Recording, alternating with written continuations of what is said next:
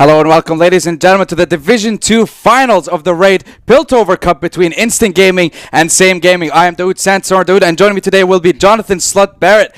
How are we feeling about this series? I'm very excited, to be honest. I'm so excited. Like, there's so much of the community. Myself, personally, I've been anticipating these games, like, the past week at least. You know, it got stretched on a little bit. I've been looking forward to it, and so has, I'd say, a lot of the community out there watching tonight. Yeah, definitely. Just because there's always been a lot of trash talk between both these teams, and all the players are well known in the community. Yeah. And I remember there's a bet between both these teams, if I'm not mistaken. Yeah, so there is a bet, I believe, between owner of the team, Charks, the player, and the coach of SG, which would be Blue Bulbury. And they're both wagering a jacket of each person's team to see who's actually, if one person wins, they owe the other person a jacket from their own team, and they've both given their opinions on what they're going to do with the jacket. I won't say it yet. We'll have to leave that up to them, you know. So definitely, but honestly, I can't wait to jump into this game because we're looking at both these compositions, and we're talking about this, of course, before the cast, with the fact that both these teams play a similar kind of compositions for them. So you want to just talk about that a little bit? Yeah, so both these teams have a very similar play style to them.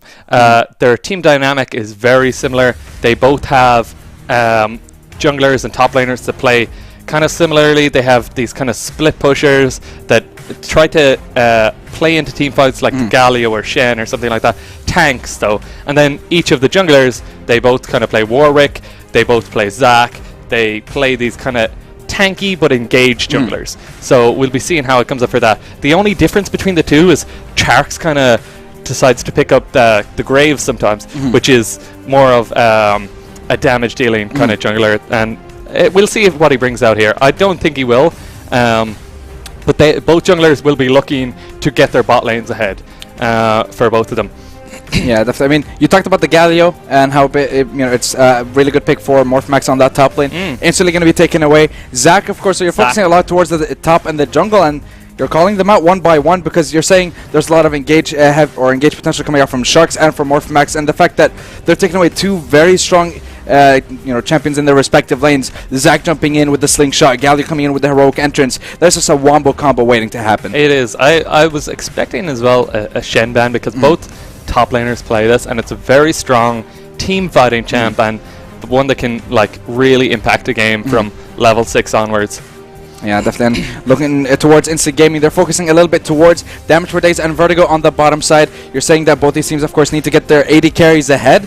And the fact that Instant Gaming are focusing towards the Same Gaming's bottom lane just tells me that they're already starting to focus on that a little bit early on, especially in the pick and ban phase.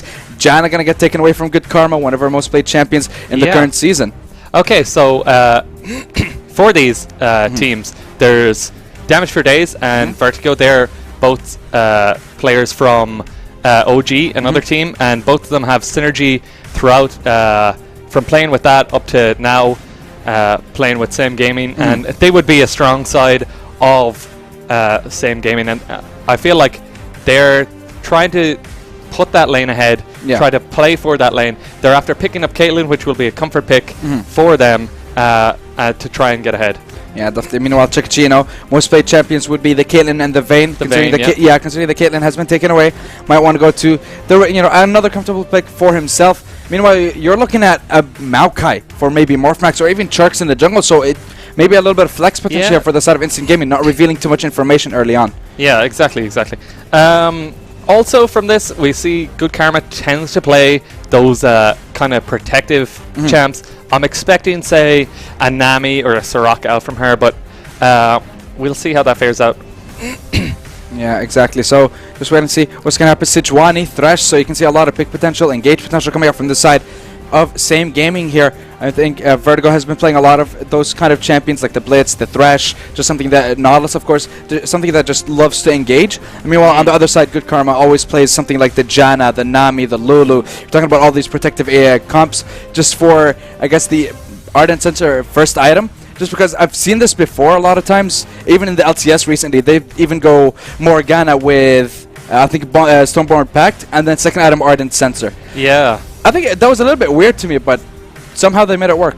Yeah, they do, and they try to get the coin for the gold income now, so they tend to rush Nomad's medallion to get the 40 gold per. You get between like 1 and 3 in a wave. Yeah. But if you look at that, that's 40 gold if you get 1. That's 2 minions for a support to get. If you get 2 of them, then you're on 80 gold. Like 3 of them, you're basically taking the whole wave. Like you know, exactly. So it's really strong. Yeah, constantly farming. Rather getting that farm and just constantly staying. I'd say at the same level of your AD carry, just to stay on point. So you're not really going to be far behind, especially levels wise as well. But looking towards the Tahm Kench here, we didn't touch on that. Yeah, I'm surprised about this Tahm Kench pick, and it's a really strong pick with the Vayne. Like late game, you're just able to eat her up if she's like about to get in any kind of trouble. You know, gets that Sejuani ult thrown down on her. Also, if Thresh gets thrown up, he throws out his hook and just gets it taken away from him via the Tahm Kench, who will just nom her mid hook and can't really do much. Yeah, exactly. So they're trying to counter that a little bit from the side of Instant Gaming. And again, working towards that bottom side, looking at a lot of the bans. Echo taken away from Youth in the mid lane. Shen taken away from Annihilation in the top lane. So they're not kind of allowing them to go for that split push pressure in the top lane, because of course with the Shen and Echo you can set up a 1-3-1 later on in the game, and if you have like a Sejuani or a Thresh as well, you can just easily try and like maintain that mid lane. Kaylin can try and farm up with the Piltover Pacemaker along with the traps, so you can set up a good defense. Good siege, yeah, a good siege and a good defense then later on. They can just call for the engage anytime they feel that the odds are in their favor. Yeah, exactly. And the last ones are going to be locked in. Vladimir and the Gragas. I'm surprised that the Azir wasn't taken away from Wild Rover, because I think everyone was surprised when we saw his performance at GamerCon like ages ago at this point. And he was able to just constantly Shurima shuffle every single time. It's very nice to have that kind of pocket pick behind you. And a lot of these players do have like a little pocket pick that they can pull out and possibly shuffle up the game a little bit if things go too one-sided. And I feel like this won't be a 3-0 game. Yeah, no, between these two games, no, it's not going to end in a 3-0, no way. No, not a hope, not a hope. See, and there's going to be the Nautilus we were talking about a while ago. So there's so much engaged potential. Nautilus, hook, Thresh, hook, and I think it's actually locked in here. So Annihilation will be taking that Nautilus in the top lane. That's going to be really nice. And I think it still hasn't been confirmed if Morphmax is going to be taking the Maokai towards the top lane, because I think, of course, it's going to be Tahm Kench in the bottom lane, support Malzahar in mid lane, so they can still flex the Maokai to the jungle or keep him in the top lane, against the Nautilus. Yeah, I'm liking these hovers here. I'm not too sure he was going to go for the rise there. I feel like it could be a damage lacking. That champ is very hard to output a lot of damage on unless you know him very well. But they lock in the Orianna. Wombo combo. Wombo combo to the max. All the circles, as Rob would like it. But big circles. I mean, you got 2 hooks, you got a Shockwave, you got a Glacial Prison coming up from the Sejuani. Then maybe this team is just all go. Yeah, here's the thing: they won't be able to stop. They can't. They don't really have a disengage tool unless you're using the Glacial Prison rather to disengage, which really isn't the best choice here. But yeah, you're absolutely right. They can only engage. Yeah, and here's the thing: if they engage and then aren't able to secure a kill, then they have to back off and they have to give up the next couple of minutes for Instant Gaming until they have their ultimates back up. So it's really important for them to get a kill or two. But the Nasus, I think, is locked in here. The Nasus is locked in, and this champ has been terrorizing my solo queue games. Oh god, what do you do? What do you do now, John? Split push to the max. I feel like he'd be very, very strong in this game. You know, he'd be able to create a serious amount of pressure on the map, and just with the recent buffs to him, to bring his Q down to half the time when he's in his ult, he's just auto Q. He's just taking away everyone's HP. As well as that, they changed his Spirit Fire so that it does percentage health rather than flat armor penetration. So basically, he's not just deleting squishies anymore. He's going up and he's able to fight anyone on the map. Yeah, I mean, I'm looking at Same Gaming, a full-on wombo combo. I'm looking at Instant Gaming, or other way around. Instant Gaming just go for a full-on late game. Because imagine late game Vayne, a late game Nasus. You won't survive that damage. You got true damage coming out from the Vayne. You got just massive amounts of stacks. If Morphomax gets to that stage, they have a huge engage potential in Charks on that Maokai, and his clear early on is just insane. So you can definitely see a little bit of early pressure coming out from that Maokai. So definitely loving these compositions between both these teams. And again, if we're to see anything from both these teams, it's definitely not going to end in a 3-0, especially when they have those sort of pickups for them. Exactly. I feel like Same Gaming have it if they can pull out these fights in the mid game, but if they let it go on too long, Instinct are going to take it. Yeah, for sure. Yeah, and I always think it's always this scenario in when you're playing against a late or you're playing with a late game composition. It's how much are you going to give up in the early game for you to get to the late game. So it's fine if you lose a couple of turrets early on, but it's not fine if you start losing inhibitor turrets and inhibitors. Then you're going to be way too far behind. So it's all about how long are they going to survive for. And again, the thing is, the pressure is going to be on Same Gaming for them to, get the ball rolling. To apply that pressure. Yeah, exactly. And I feel like their bot lane does tend to apply that pressure, and I feel like that's where it's going to come out in this game. I feel like Thresh, Caitlyn can really bully out a Vayne Tahm Kench, and they'll try and create a lot of pressure around that bot side of the map. With that as well, if they can take away that pressure and be able to push vision up, get deep wards, be able to take control of certain areas of the map around objectives, they can force whatever they want whenever they want, because they have these engaged comps. They have these comps that just say go, can't stop, won't stop. Every day, all day. Every day, all day. And with that, they can end out the game with these kind of fights. So they're going to be looking for those in the mid game, kind of 25-30 minute mark. Yeah. Exactly, and hopefully we'll be jumping in pretty soon. But looking at these compositions, you're talking about that bot lane pressure from Damage for Days and Vertigo on the Caitlyn Thresh. Definitely can be very aggressive. If you land the hook, that's a problem. If you're not able to eat the Vayne up, if you just don't have it on cooldown just yet, and then the Thresh actually gets a play, you're going to flay it into a Caitlyn trap. You're going to get a couple of headshots rolling as well. And we all know that I guess the early pressure will be going in favor of the Caitlyn, just because she's going to try and constantly use the traps, push back the Vayne, and the Vayne barely has any range as well.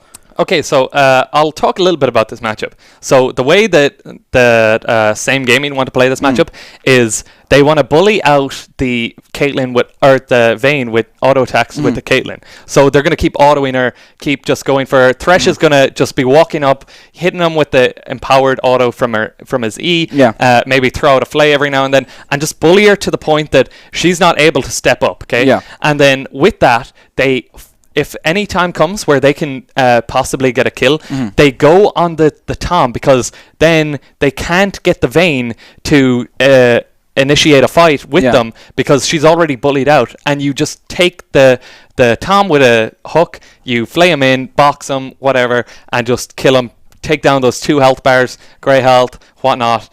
And that's how you get kills in that bot lane. Yeah, a lot of people try to play that wrong, and they try, hooking the Vayne because she's squishy and that's who you want to kill and whatnot. But it's really better off taking it the other way around. Yeah, just it's like the same thing when you're playing against the Soraka. You'd want to focus the Soraka first, just because she's constantly going to be spamming that heal. So take her out, then go for the AD carry. Plus, Tahm Kench can't really eat himself now, can he? No. He's not going to be able to run away. So definitely want to focus the support. Oh boy, but I mean, it applies the same thing if you go for Vayne, doesn't it? Though.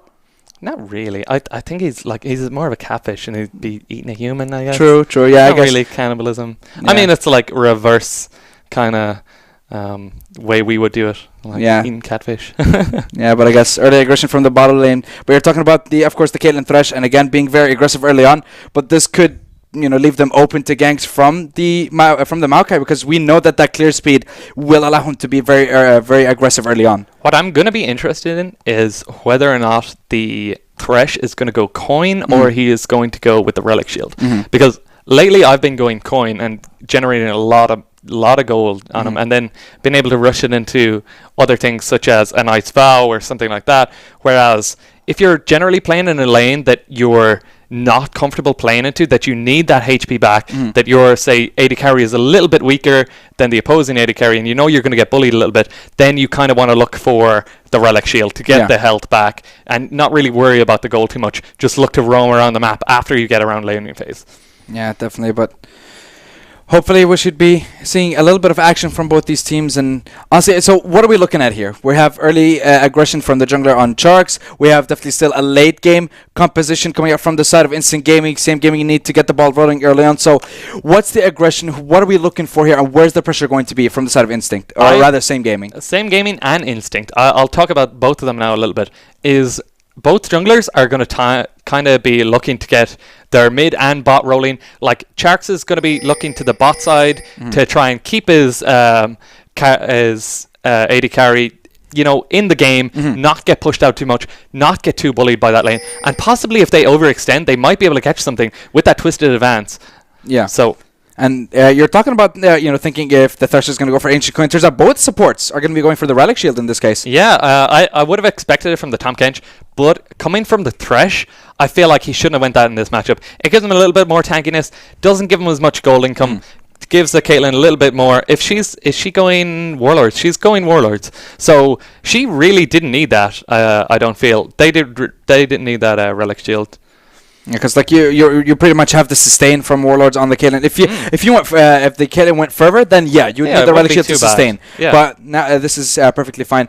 And looking at Sharks a little bit, I love when Maokai's use the start of putting a couple of saplings in the bush next to the blue buff, and then they start on the red buff side. So it just gives them a really, really good head start. Yeah. So definitely is something people might want to be able to do. But Sharks just going to be playing it safe, starting off regular on the bottom side of the map, going for that blue buff. This invade, though, from Mega Asian, he's looking to steal away that red buff so that maybe he was looking to actually invade because he seems to be sitting there in the red brush. Yeah, or is he taking it away? He's probably taking it away. And try to put Sharks behind, putting that early pressure down straight away.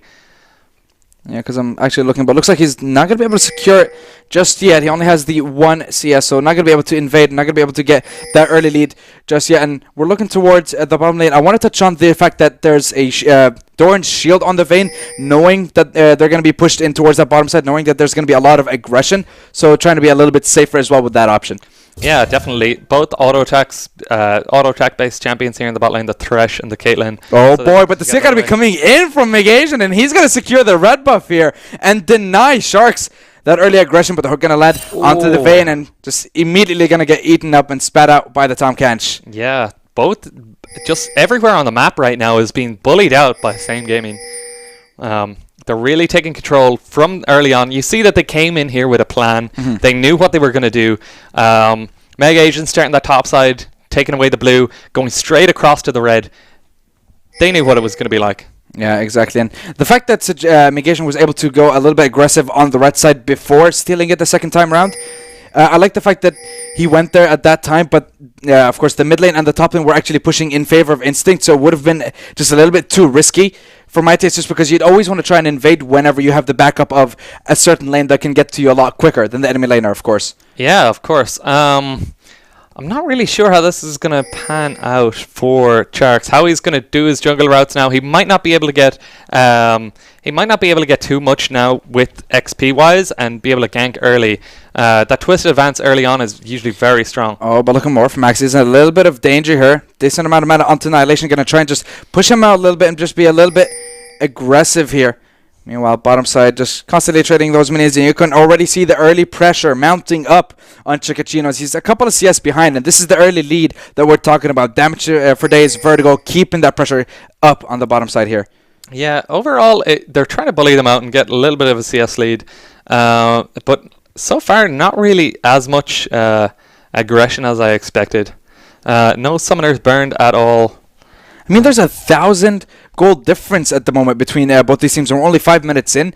That's still a decent lead because you got top lane 13 CS ahead, bot lane 10 CS ahead, mid lane getting a decent CS lead at the moment. So the pressure is starting to mount up already in this early game.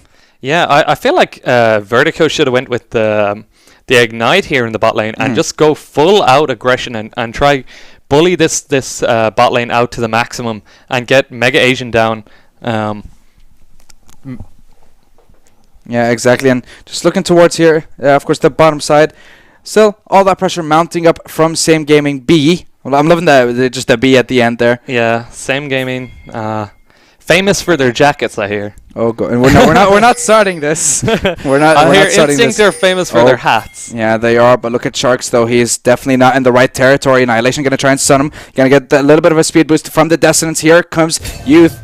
And again, that early rotation, and this is exactly what I was talking about. You can't invade without having your mid lane or your top lane push because you won't be able to get that backup. And Wildover wasn't able to rotate and just easy flash force out of Sharks here. Exactly. He's going to find it very hard now. He's been bullied out of his jungle. He's been bullied when he's trying to go back and invade. He's not having a good time here. Yeah, exactly. And now the wave is going to bounce back onto Good Karma and Chikachino rather in favor of damage per day, so they're going to be able to maybe pull off a freeze early on, but I think they're just constantly keeping it going here, and hook after hook keep landing, and Good Karma just easily saying nope, not today. I love the fact that Chikachino actually keeps going forward and just being very aggressive, even though they're the ones being put under pressure here. Those headshots are definitely rolling here. Damage per day is constantly keeping going. He might be able to flash and get a last headshot kill onto Chikachino, but still, all summoners available. And still all summoners available. I feel like they could have forced out an awful lot there if they took that ignite. You really want to be able to bully out like a lane that you know is going to be trying to play for late game. If you know you're something early like a Caitlyn and Thresh.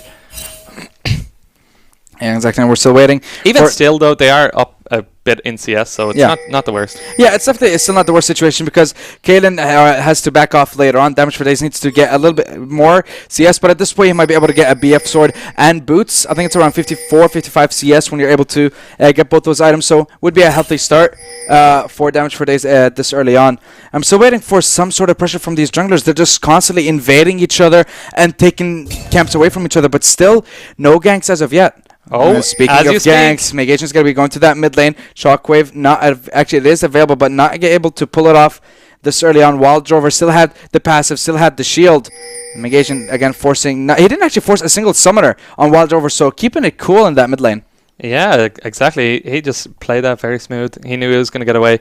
Chark's taking away the blue buff here because he fell. It's going to be a Good Karma though on a couple of chaps. 2 headshots, the pacemaker. I think one more auto attack might be able to secure the kill, but still no heal coming out from Chikachino. So holding it for the last possible second. But now that Good Karma's not able to stay in the lane, it kind of forces Chikachino to either recall or I guess farm under lane, but this puts him in such a tricky situation. Yeah, I feel like here, Mega Asian is down the bot side of the map. After they shove them out, they should be calling for something. Whether it's Vertigo, though, he's going to get another hook. Damage for days, might be able to get another kill, but he doesn't have a headshot. Not able to get the first blood kill just yet. Just keeping that pressure. That's the thing. Good Karma cannot really stay in the bottom side. They have to back off at this point. Meanwhile, Chikachino is going to be on his own for a couple of minutes.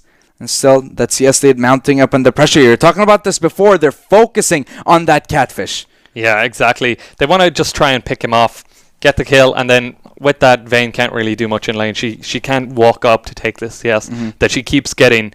But I feel like this is where they should have called the jungler down to try and get something, say first tower, first dragon, something like that. But instead he's gone top side to just try hand off the blue to this mid laner, who should...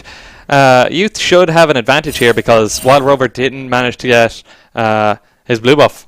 Yeah, exactly. But Youth is going to be able to get the advantage here. And meanwhile, Wild Rover is still going to be falling behind, crumbling under the pressure bit by bit here.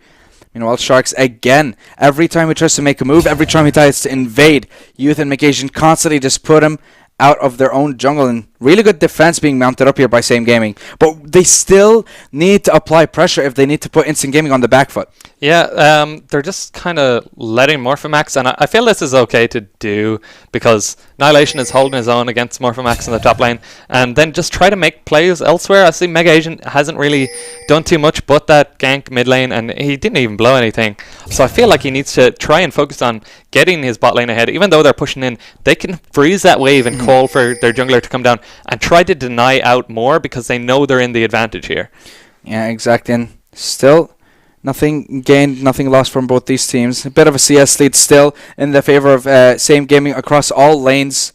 10 CS in the jungle, 14 in mid lane. This constant pressure still keep on going. Meanwhile, I'm looking at Chikachino here. BFs are going to be for the first back. He's not going for that Bork.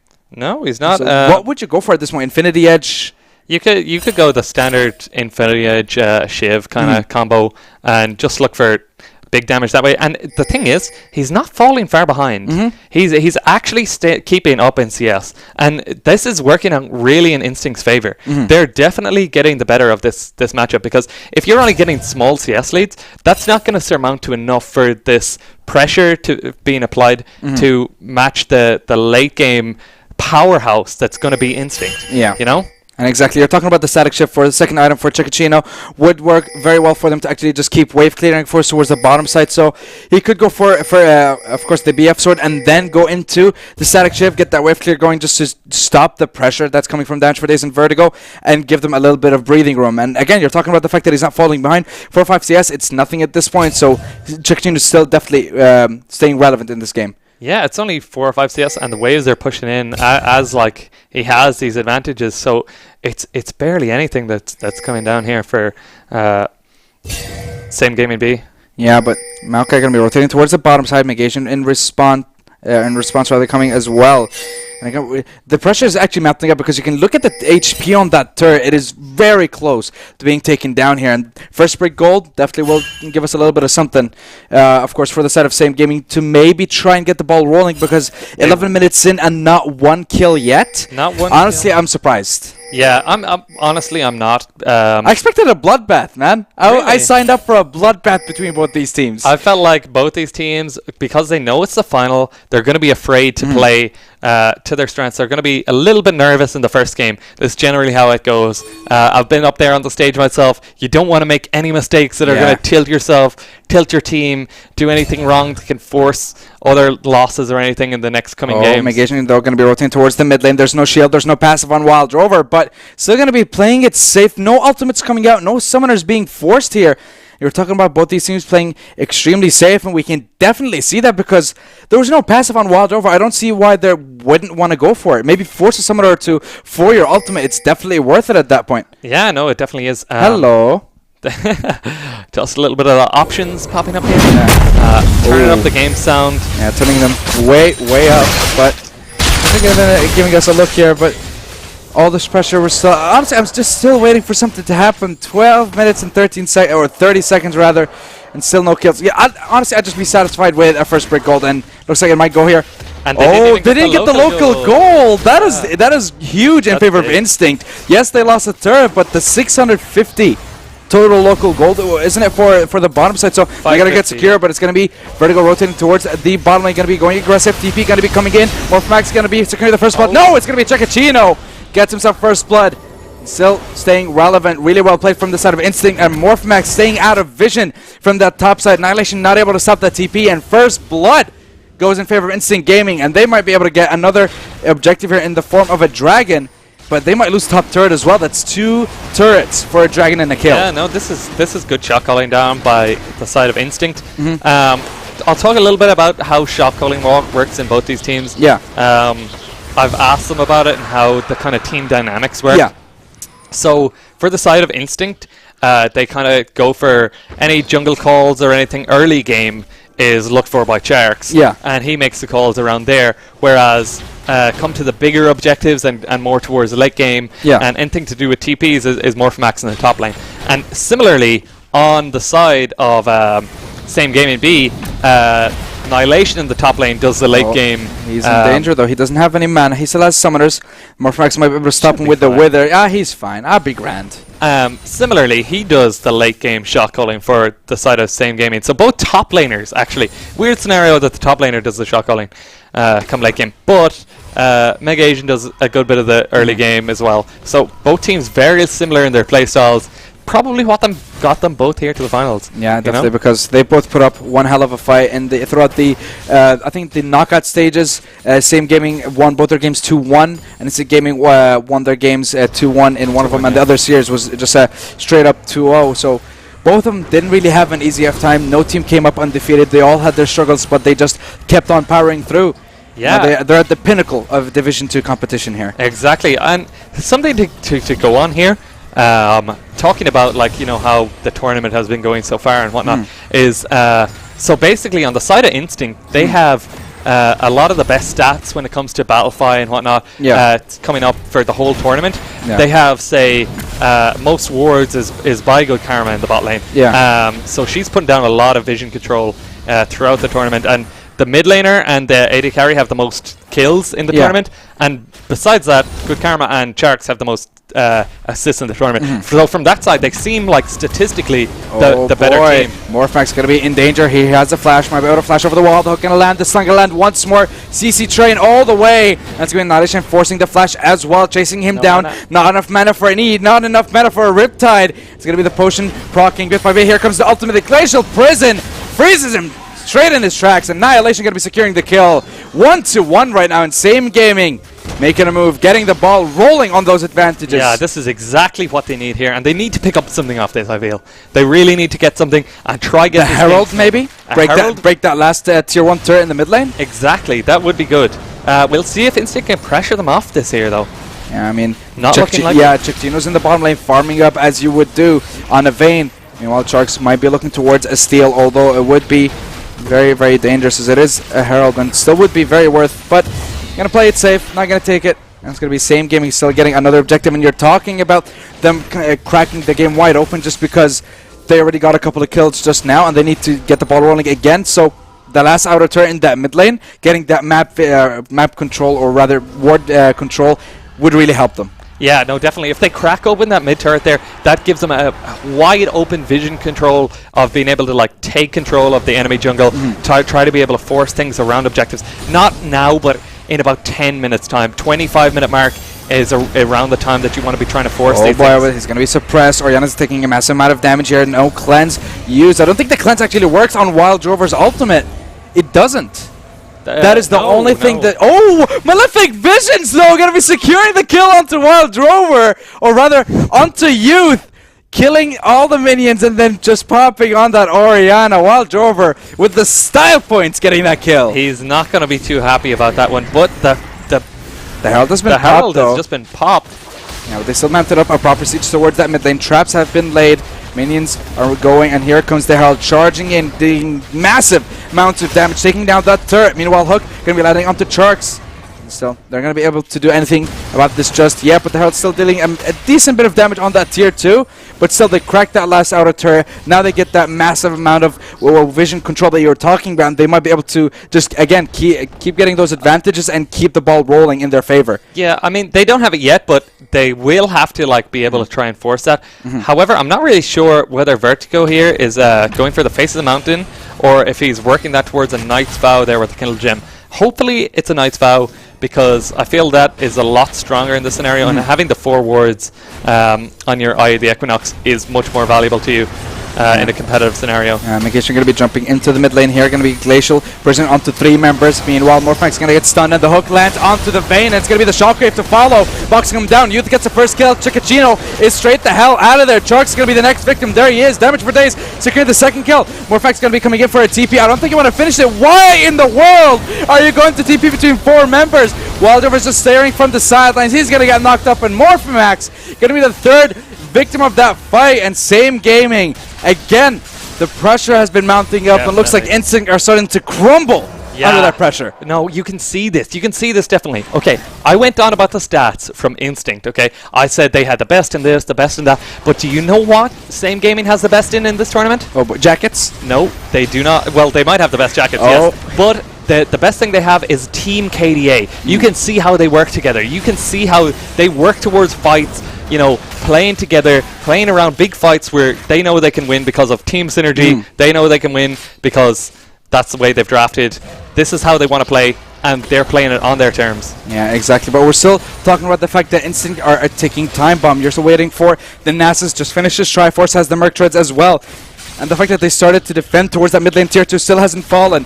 I know they're trying to take down the tier 1 mid here, trying to see if they can siege back up, and Vertigo going to be landing the hook on the Charts. He's not tanky at all, and it's going to be the Shockwave coming in, but he's going to get eaten up by Good Karma at the last possible second, saving his behind. And once more, Instant Gaming are put on the back foot here. They can't keep taking these fights. They have to wait until they get to their power spikes. Yeah, no, this is like just basically Vertigo getting hook after hook on this Thresh. He's just picking out people who don't think they should be afraid, but they definitely should be with this team, because they have so much CC, follow-up CC, and be able to pick as well. And Good Karma's doing our best, trying to pick out people, and then it just leaves other players vulnerable who are a step too far forward as well. Yeah, because you can only save that one member. Morphimax going to be securing that tier 1 in the top lane. Gonna keep split pushing there in Of course, one does not simply stop the Nasus, but it's going to be Chekachino on that Vayne. 3-man Goon Squad, make it 4, and there's no way in hell he's going to survive, and just going to be an easy kill. Going over for damage for days. They can keep snowballing towards that bottom lane. They're going to keep going, mounting up that pressure, mounting up that siege. There's no wave clear in favor of Instant Gaming. They can't really defend here. More minions coming in. Meanwhile, Nasus split pushing on his own towards the top side. That's going to be a tier 2 already secured. Youth going to be going in response. And here come the Strangle Thorns, going to try and see if they can root someone, see if they can get a couple of kills. Sun's going to be coming suppressed on that Nautilus. Meanwhile, it's going to be Vertigo. The Ignite might be able to secure the kill, but going to be able to escape just for now. Magician going to try and re-engage to disengage from the fight. But it's not going to work out for him just yet. But still, Morphomax coming out with 2 turrets to 1. Defense, well played, coming out from Instant Gaming. And they're kind of closing in the gold lead. He was going to get the blue buff. Oh, Shockwave. It's going to be secured by Morphomax, but he does have the flash waiting for the last second. And Youth is going to be chasing him down. Say, you steal my blue buff. No, that is mine. And takes it away along with his life. Yeah, exactly. Morphomax here, the style I said he'd be playing was this split push style. Definitely pulling it out here. Getting 2 towers to 1, I believe. Yeah, 2 towers to 1. Yeah, no, it was the bot lane tower was already secured, so 2 towers for nothing. 2 towers to nothing. Like, he's doing really well here and the split push, and they're just gonna leave him up there and try and hold off on the rest of them. You can't really stop him just 1v1. You can try and wave clear, but he'll just constantly take you down bit by bit with those Qs, because constantly going and stacking up his Kane just gonna make it even stronger as we progress later on into the game. You know, Chekachino finishing already his static shift, going very close to that Infinity Edge. Yeah, he's going for the high damage build. It's a very high damage build, and it's what most AD carries are building nowadays. Yeah, it is. But of course, we're seeing still a lot of lethality. AD carries maybe they rose up just for a patch or two until they got nerfed back down to their to where they belong. People were like, okay, then we're done with they got a little bit too strong for a bit. I mean, I just remember the lethality meta ages ago when Jhin and Varus were always the top tier picks. Wasn't that long ago? No. 2 weeks. No. Well, yeah, I guess. Yeah, fair enough. It's like, you got me there. You're losing track of time with all your social events you're going to. Yeah. I'm very popular, I'll have you know. Games kind of died down a little bit after those objectives. A little bit. It has slowed down. But they have to around this time. But now for Saint Gaming, they have to keep going. They do, but what they're going to do now for around this mark, 23-minute mark, is just try to get vision. The deep vision, they already have this mid-tier tower. They have the first tier towers for all the time, or for all areas, and they're just going to look for setting up vision around exactly this Baron and other objectives so that they can force fights on their terms. Exactly, and looking towards Morphomax Annihilation, so they're going to be having a little bit of a kerfuffle. They both don't like the fact that they have to just sit there in that bottom lane and farm. Morphomax is going to be smacking that Kane away and trying to keep up the pressure and see if I can secure that tier 1 turret. But we talked about this before. Annihilation will be able to farm up and actually try and defend his own turret if he keeps cleaning up those waves and just taking them away. And Morphomax can just keep hammering all he wants, but it's still going to take you a while to get through that turret. Yeah. Everyone's slowing down, just trying to get their item power spikes. Probably this Caitlyn's going to go back and get herself an IE. And with that, then there you go. IE in the bag. Yeah, you totally didn't see the fact that I know, but I'm just had a BF sword and a pickaxe. In terms of like getting item power spikes, that's one you want before you actually do anything. She had to take that back there before you can go ahead and try and force these things. You know? Of course, both these AD carries are going to go for rapid fire cannon next, if I'm not mistaken. Get that extra range, deal even more damage. Because they both have warlords and they just get charged a little bit faster. I saw damage for days. His eyes just locked on. It could potentially be a QSS here from Damage for Days, because he doesn't want to get caught up by the Wild Rovers Nether Grasp there. I'm trying to think, what is Youth going to do with his cleanse, because it's only going to be used onto Sharks. Probably Nasus Wither. Nasus Wither at best, or even a Shark's root, of course, from the Maokai, and that's really it, because the only thing that, there's nothing that can stop the ultimate coming from Wild Rover, of course, other than I think it was a QSS, of course, but very ballsy move here coming out from Same Gaming. They're going for the Baron. Yeah, there's no vision, and Sharks is going to be basing. They have no idea this is going down. Good Karma going to be able to rotate around the Baron, but totally unaware of the situation and totally unaware The fact that Same Gaming are pulling one right under their nose, we're going to be landing onto Chikchino. It's going to be just such an easy burn and a beautiful call. Great call here. Such a around clean the call 25-minute mark. This is what they wanted. They wanted to call things on their terms, get that vision control, and play around this kind of thing. Yeah. This is how Same Gaming tried to play their games. This is not the same game, the instant gaming rather than I know, because I'm always used to Charks pulling a Baron at like literally 20, 21 minutes in. He always wants to go for a Baron. So I'm kind of surprised that one was pulled under his nose. Yeah, exactly. He always tries to call that Baron. May not always successfully get that smite down, but definitely tries to get there, you know?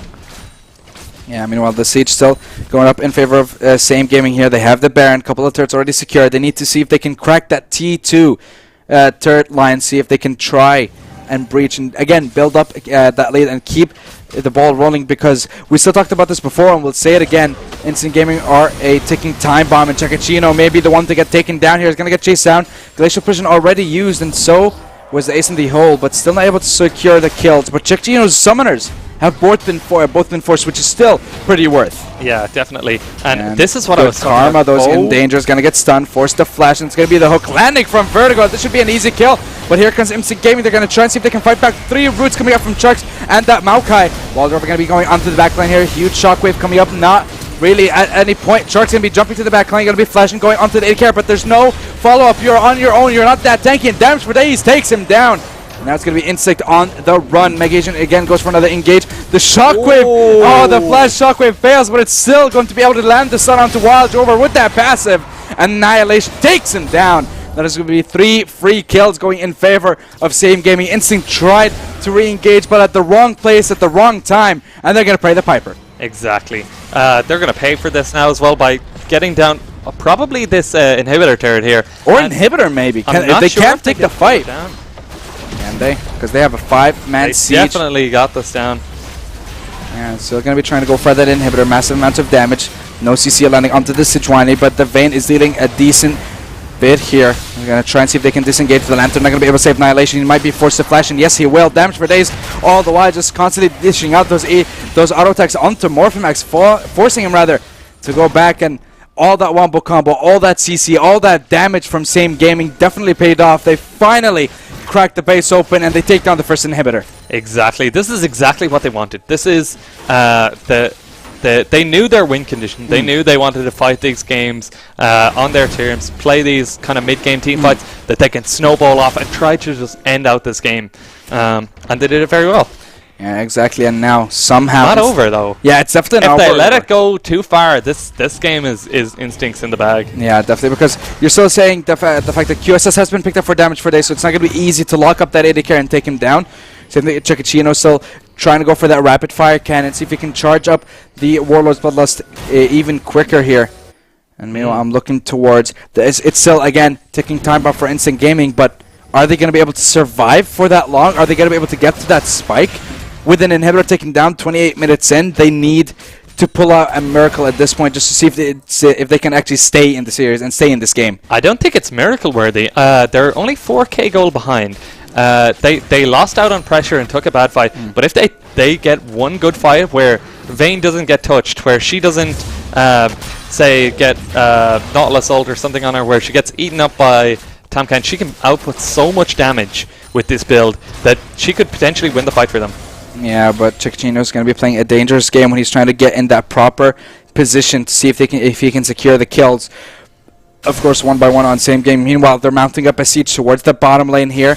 And it's going to be Instant Gaming coming in with response Vertigo. I'm just looking at those hooks and I'm just waiting for one to land because he's been playing out of his mind so far today. He really has. He's been hitting really good hooks. Yeah, exactly. And looking towards Chikachino, he has, of course, the static shift, which will help in clearing the waves. But it's not the best wave clear with Wild Drover, of course, on the Malzahar and a Vayne. They're not really the best at doing that job. So looking towards Morphimax. He's going to try and go aggressive onto Annihilation, see if he can kill him, and then go for a play towards the bottom lane. Of course, with the ultimate, constantly spamming those Qs. Meanwhile, bottom side, the turret has been secured. Annihilation still on the run. He wants to TP. He wants to try and make a play, but the dog says no. He's going to try and chase him down.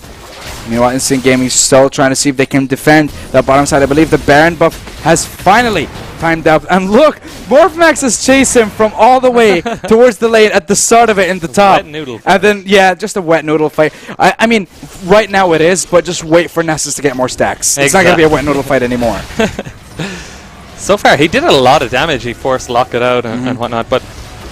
there's a Thorn Mail and there's a Ninja Tabby, so it's going to be a lot of auto attack damage nerf, but good karma. Going to be trying for an engage. Box comes in to disengage. Engaging going to be forced, going to be stunned, and here comes Chikachino on his own. This is the perfect scenario for Instinct Gaming. They might be able to secure first kill, and yes, they do. They have the numbers advantage. They can take this fight, and it's going to be Vertigo, the second victim here, and it's going to be Same Gaming on the run. You know what's going to be Annihilation TPing to the back line between 4 members of Instinct. There's no way to run, nowhere to hide, and that's going to be another kill picked up for them. And this is the perfect scenario for them. As Vayne left untouched in that fight, gives them exactly what they need. More breathing room, more time to catch up. Exactly. And that only puts her further ahead and be able to get a rapid fire cannon. She'd be doing so much damage. This is exactly what they wanted.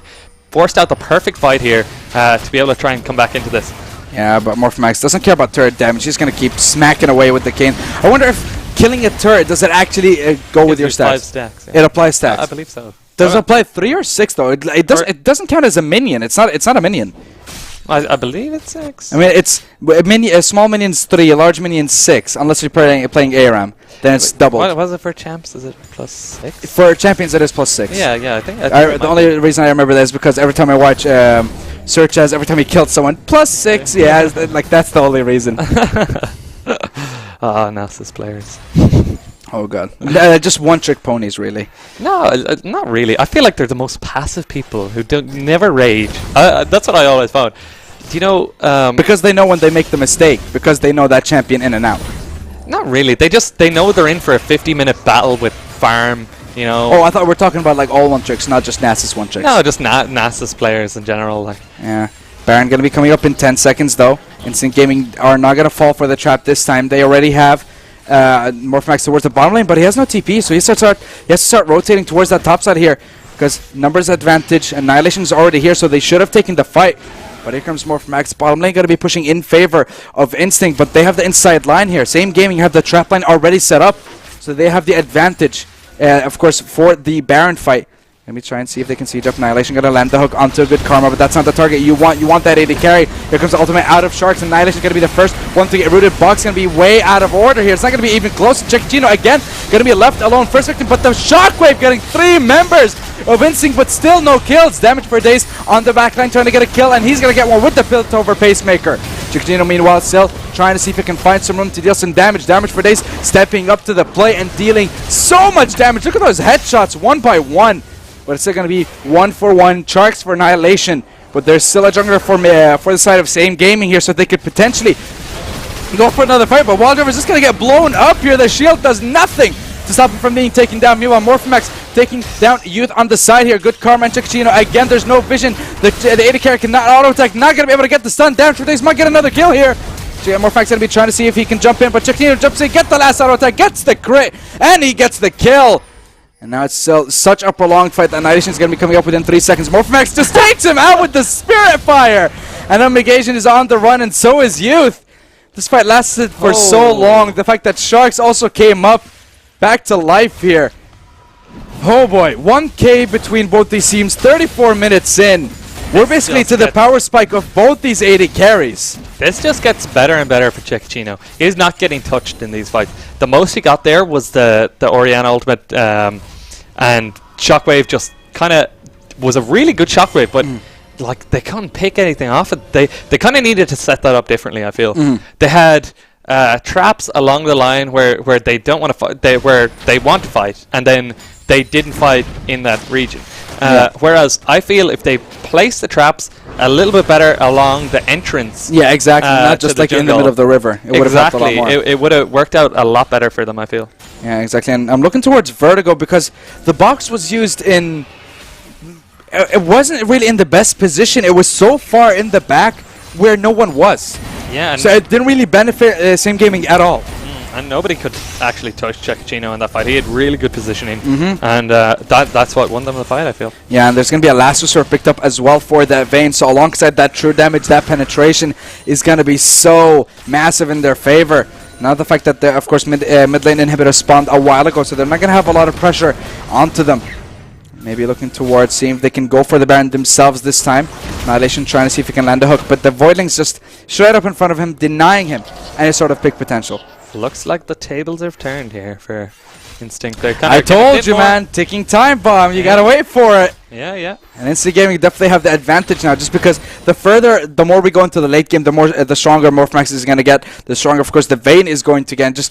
I can't wait to see what those stacks are actually going to do on the Nasus. I really don't want to see it. It's so scary. It is. That's why I hated Nasus such a long time ago, getting those stacks. And the thing is, no matter how much pressure you apply early on, you still have to get to the late game and deal with their stacks. It depends if you let them get to the late game. I mean, that's what it's looking like. That's the thing. If you get to the late game, you're just not gonna make it. For some reason, I thought whatever auto attack was going there on the ward, I thought it was a spray and pray from Twitch. There's no Twitch in the game, but that's what it looked like to me.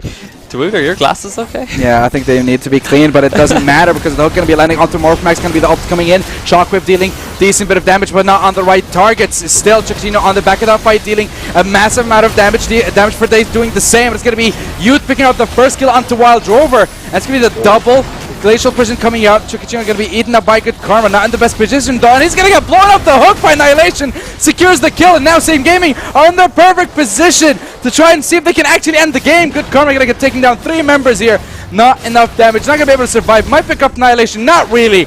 Damage for Days picks up the last kill. And that is the ace going in favor of Same Gaming. 30 seconds on the clock. Can they finish the game? Can they end it all here? And see if they can draw first blood in the series and get themselves the first game. Vertigo throwing down all his wards there because he feels like this is game over. He feels like this is just one and done. Damn, that fight, it looked like it wasn't going well there for Same Gaming. They only got one person in the Shockwave, didn't get that Vayne. She got saved, but she managed to be spit out. She spit herself out in the wrong position there. Yeah, the damage coming out from Damage for Days in the perfect position, and the range just doing such a big thing for them. First Nexus sure to fall, and the second is sure to follow. No one's up to defend. No one is going to be able to stop Same Gaming from getting that first game. And it's going to be 1-0 in their favor. Shockwave just going to try and see if they can pat those Kitty A's, try and follow up onto Instinct, but they don't care. They get the Nexus. And that's going to be first game going over to Same Gaming. Well played, Same Gaming. Yeah, definitely well played. I mean, I thought that Instant Gaming had that just because they got to the point where they were basically getting their spike, but Damage for Days. The Shockwave did nothing, and it damaged the tank, but not really the carrier, but it was all him after that. Definitely. He pumped out so much damage there. And they never really looked down and out Instinct in that game, so they can definitely show something up in the second game. Like, they picked a very late game oriented comp and almost got there. Like, they had a few great fights where they won it out and got Chikatino a little bit ahead. With those kind of fights, they could definitely do it again. Same kind of comp, just try to not give up as much in the mid game and not try to pull as many kind of fights. Yeah, because they tried to go for a lot of fights in the early stages of the game where they didn't really have a lot of damage. I mean, and stacking Nasus, barely having any stacks, a Vayne who doesn't have any items. It's not really going to be an easy fight for you to win because you're fighting on Same Gaming's winning conditions. But maybe they might be able to change that in the second game because, ladies and gentlemen, we're going to go for a short break, but we'll be back with Game 2 of the Division 2 finals between Same Gaming and Instant Gaming. Don't go anywhere.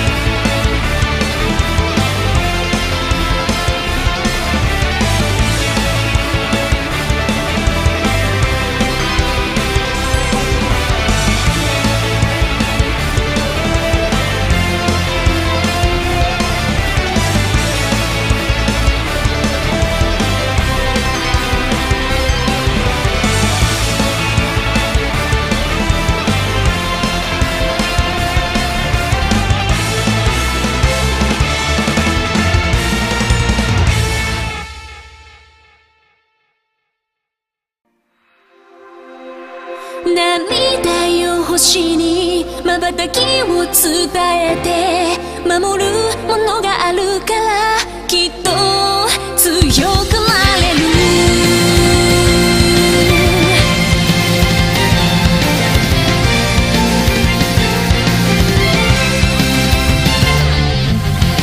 語るべき言葉なくした星の守りでは時の果て夢の果て闇に立ちすくんだ風を呼んでみたんだ空に向けて誰かを呼んでみたんだ光求めたソリチュードかすかなレゾナンス確かに届くロマンスそんな流れ星たちを抱き留めた明日が見えなくだって乗り越えなくちゃって奇跡の奇跡描き未来へつなぐ Growing High 心のフォトンが銀河にこぼれて道を強く照らす Burning Bright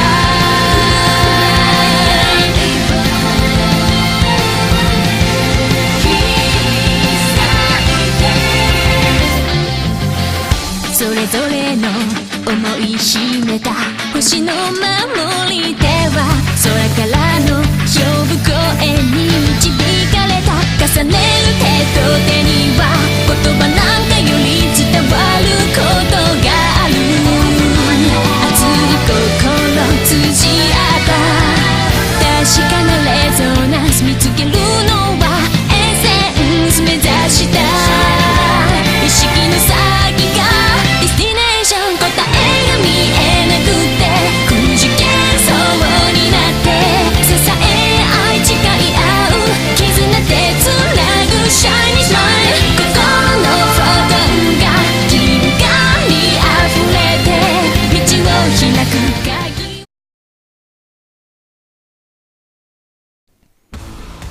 Welcome back, ladies and gentlemen, to the second game of this best of 5 final between Same Gaming and Instant Gaming for the Division 2 of the Piltover Cup. And I'll say that throughout the first game, we've seen an incredible performance from both these teams. Same Gaming playing to their composition, Instant Gaming playing a little bit over-aggressive early on. But what can they take away from that game, John? Both these teams played very well, I feel. Both teams kind of knew their win conditions for these games, and I just feel Same Gaming kind of pulled that and showed it more so than Instinct. They played fights where they knew they were going to win in, say, chokehold scenarios, around objectives that they could pick a fight rather than let the game just scale on and not take objectives and then leave it to Instinct to be able to carry the late game with those late game those late game champions like Vayne and Nasus. Yeah, exactly. So Instant Gaming, and they almost did. They almost did. Instant Gaming just made that one mistake fighting in that choke point towards the Raptors, and it just didn't work out for them. Chikachino, yes, he was in the proper position to try and see if he can just dish out as much damage, but against a Caitlyn who has just so much more range to work with, it makes it easier for damage for days to work around those team fights and just have better positioning, because for Vayne you need to be a little bit more aggressive with your ultimate, and it just puts him in such a risky situation, whereas for Caitlyn it's as easy as standing and auto-attacking in a safe distance. I feel like it was very hard for the Vayne because she kind of gets everything thrown on her because they know she's going to do so much damage in these fights. They get Nautilus ult thrown on top of her. Yeah. You know, Ori is trying to look out for her with the shockwave, and the damage for days is just trying to get as many autos on the Caitlyn on the Vayne as she can if she comes forward enough. Yeah, you know? Exactly, and we're going to be jumping into the second game here. Pick ban phase. Instant Gaming opening up with a Jhin ban once more. I think they had the Jhin and the Zyra first ban in the first two bans in the first game. So again, focusing towards damage for days and Vertigo in the bottom side, because they were the bane of their existence in that first game. It's definitely just so much damage coming out from both them of those for days. players. Yeah, and Vertigo just making pick after pick with that hook. Loved it. Yeah, Vertigo played out of his mind early on and throughout the game, just landing hooks left, right, and center. Anyone he could see, he was just taking them in, taking them to down. Taking them to prison. He's a chain warden, you know. True, fair enough. You know, but he has his prison in his own hand as well. It's the lantern. That's true. So how handy is that? I mean, come on. taking his soul. Yeah, I mean, looking Maybe the towards wager should have been souls for this God. game rather than jackets. We don't have any though. You should know this by now. We sell it the day we sign up to play. Same gaming service. It's in the terms and conditions. Yeah, it is. It's like you sell your soul. Galio again going to be banned away from Instant Gaming. They're denying the wombo combo from Instant Gaming here. So they're forcing them to go for those late game compositions that they're used to.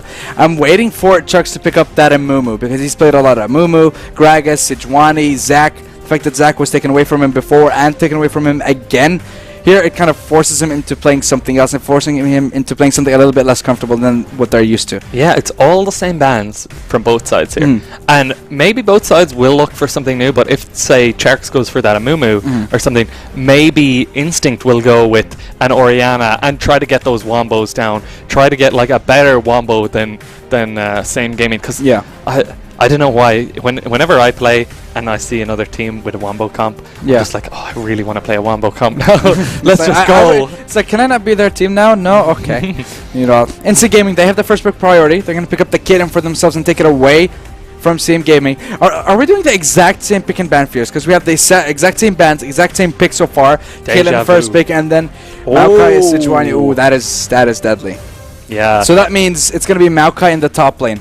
Yeah. Or it could be Maokai in the jungle. I've seen Sejuani top lanes, but that was instantly after her change. Yeah.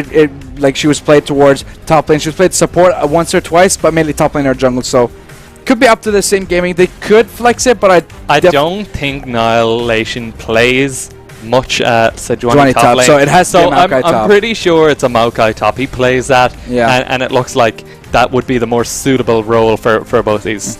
Yeah, exactly. Meanwhile, Wildrover had the Vladimir banned away from him in the second ban phase last game.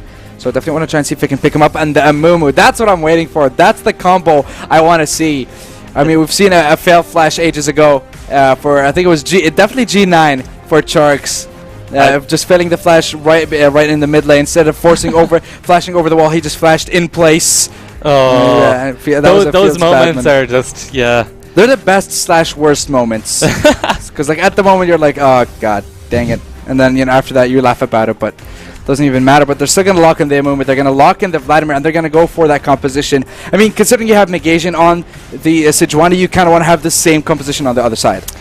Same Gaming looking for this hyper carry here. They have two big tanks to be able to beef up the front line and be able to stay there and keep damage for days in that backline, just firing away on Tristana. Recently been playing Tristana, and oh my god, that champ is just so strong. I love Tristana, but I don't want to see her picked up the way Reckless plays her.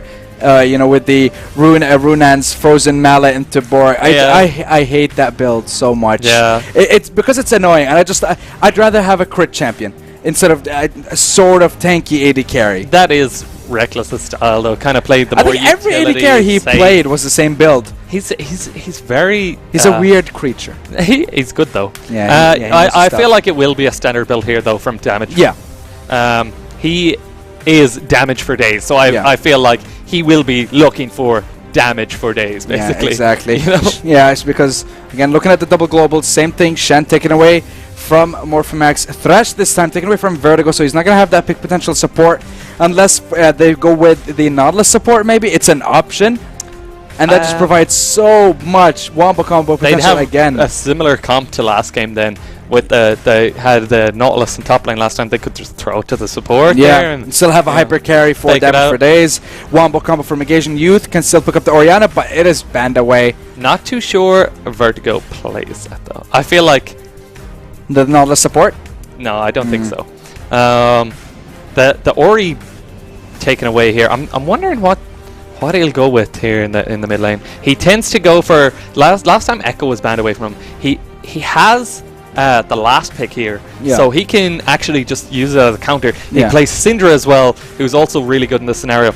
A Lulu pickup would be really nice. Really nice. It just enables him even more. When you just give him more shields, more appeal, knockups, just everything going in favor of Same Gaming again with those sort of compositions, because they're sticking to the exact same thing. They don't have an Orianna, they don't have not less in the top lane, but it's essentially the same thing. They have the same engage potential, same peel, so they're just sticking to what they're good at. If it ain't broke, don't fix it. Same thing from game 1 going into game 2. I feel like if that was me in that scenario, don't pick AD carry. He's got buffed recently. He did, but I mean, what are you gonna? Yeah, you definitely put him in the top. I think he actually got luck for Morphimax. There you go. Oh boy, so it's gonna be just tank after tank layering. He gets extra percentage magic resist now, so he's really strong against like. Can I point you to the fact that they're pulling everything on that AD carry? The percentage magic resist is gonna do a lot. I mean, it's gonna do squat against damage for days, though. No. Against damage for days, yeah. But the thing is, if you get extra percentage magic resist, you can focus on getting more armor items because you don't have to build as much magic resist. And on top of that, they have a 3. For this side, they have 3. I love the fact that you're just going actually with the right side. Yeah. They have actually 3. 4 members. 4 AP dealers at this point. Yeah. Exactly. They might not deal that much, but all this resist are really good for him. Yeah, the resist, it's going to benefit him quite a decent bit. Spiro Visage is literally all he needs this game, and he can just build full armor to try and deal with. I can just imagine like the heal and everything and all that just mounting up together, just giving him so much, I guess, regeneration. But the fact, again, that he's up against 4 members should be, I guess, a third, not a third item. I'm going to go with maybe a 4th, 5th item for, or even just Executioner's Calling whenever the team fight phase, I'd say, starts around between mid-game later on. Definitely. If that gets picked up for damage for days, makes it easier for them to take down the, of course, the Mundo, and then getting him below 40%. In comes Youth with a Morellonomicon later on, gonna be able to deal even more damage and apply Grievous Wounds once more. Exactly. There's not just Executioners that applies Grievous Wounds nowadays. New Brambleback Vest as well. True. You can build that as well and be tanky and be able to. But an AD carry is not gonna build that though, and I doubt. No, not the AD carry. Oh boy. I'm not talking about the AD carry. But Morphimax isn't gonna really fight Annihilation when it comes to the team fight. Like when they're going for team fights head to head, you're gonna see Mundo trying to get to damage for days. Yeah. You never know. It could be. He could be playing back to try and protect his AD carry. True. But Brambleback still would work very well against the Tristana, just because maybe you get a Bloodthirst or maybe you get a Bork later on. Bramblevest just gonna do the job because at some point someone has to kill him. Or maybe not. He might have a perfect game. True. Instant Gaming come out swinging second game. Who knows? Because they have an Amumu, they have a Mundo, they have 2 very strong tanks. They have a massive amount of AP damage coming out from the Vladimir. Then you have the Nami just giving that sustain to the Caitlyn. And of course, I think, talk to me a little bit about the matchup between Tristana Lulu and the Caitlyn Nami. Who's it going to be in favor of? I feel like that lane early on is obviously in favor of Chekchenko and Good Karma. They have early game pressure with the Caitlyn and the Nami. They're very good early game. Try to maybe bully out damage for days before he gets that range on the Tristana, while he has to like walk up very close to the CS. But Lulu early game, I've seen some really good Lulus, and they can just take over a lane. They just walk up, auto attack. Especially if he takes Thunderlords, you can definitely win out lane solo on Lulu almost. We'll see if he does though. He could still go Windspeaker's Blessing, and provide loads of shields and be able to buff up his team that way. That's a good way to play Lulu as well. We'll see how he does it. I presume both of them will pick up coin as well. They have to pick up coin. They're not going to pick up the Spell Thieves. No, it's so poor. Here's the thing: if you go Thunderlords, do you think the Spell Thieves goes well with it in the lane, or just Spell Thieves does? But I'd still go with coin. It's too good to pass up. It's too much gold. It's just way too much gold for each support, and the 5% CDR as well. It's really nice. Just every bit counts. Every teeny bit is going to count for a CDR. Most people nowadays are playing it with like 15% CDR, so you've like 20% level 1. It's really disgusting sometimes. That's actually very very strong, and of course going to be working well in the favor of Same Gaming because they're 1-0 up, 2 games away. Still the beginning of a best of 5 here, so we're in it for the long haul. Can Instant Gaming fight back? Can they fight back? That is the question. I believe they can. They definitely can with this comp here. They have a lot of damage. I feel like you really want to talk about these compositions because as soon as I said these compositions, you kind of like, yes, compositions. Yeah, no, they have like so much damage in here. And then they just have the Mundo run around. Mundo is just chaos.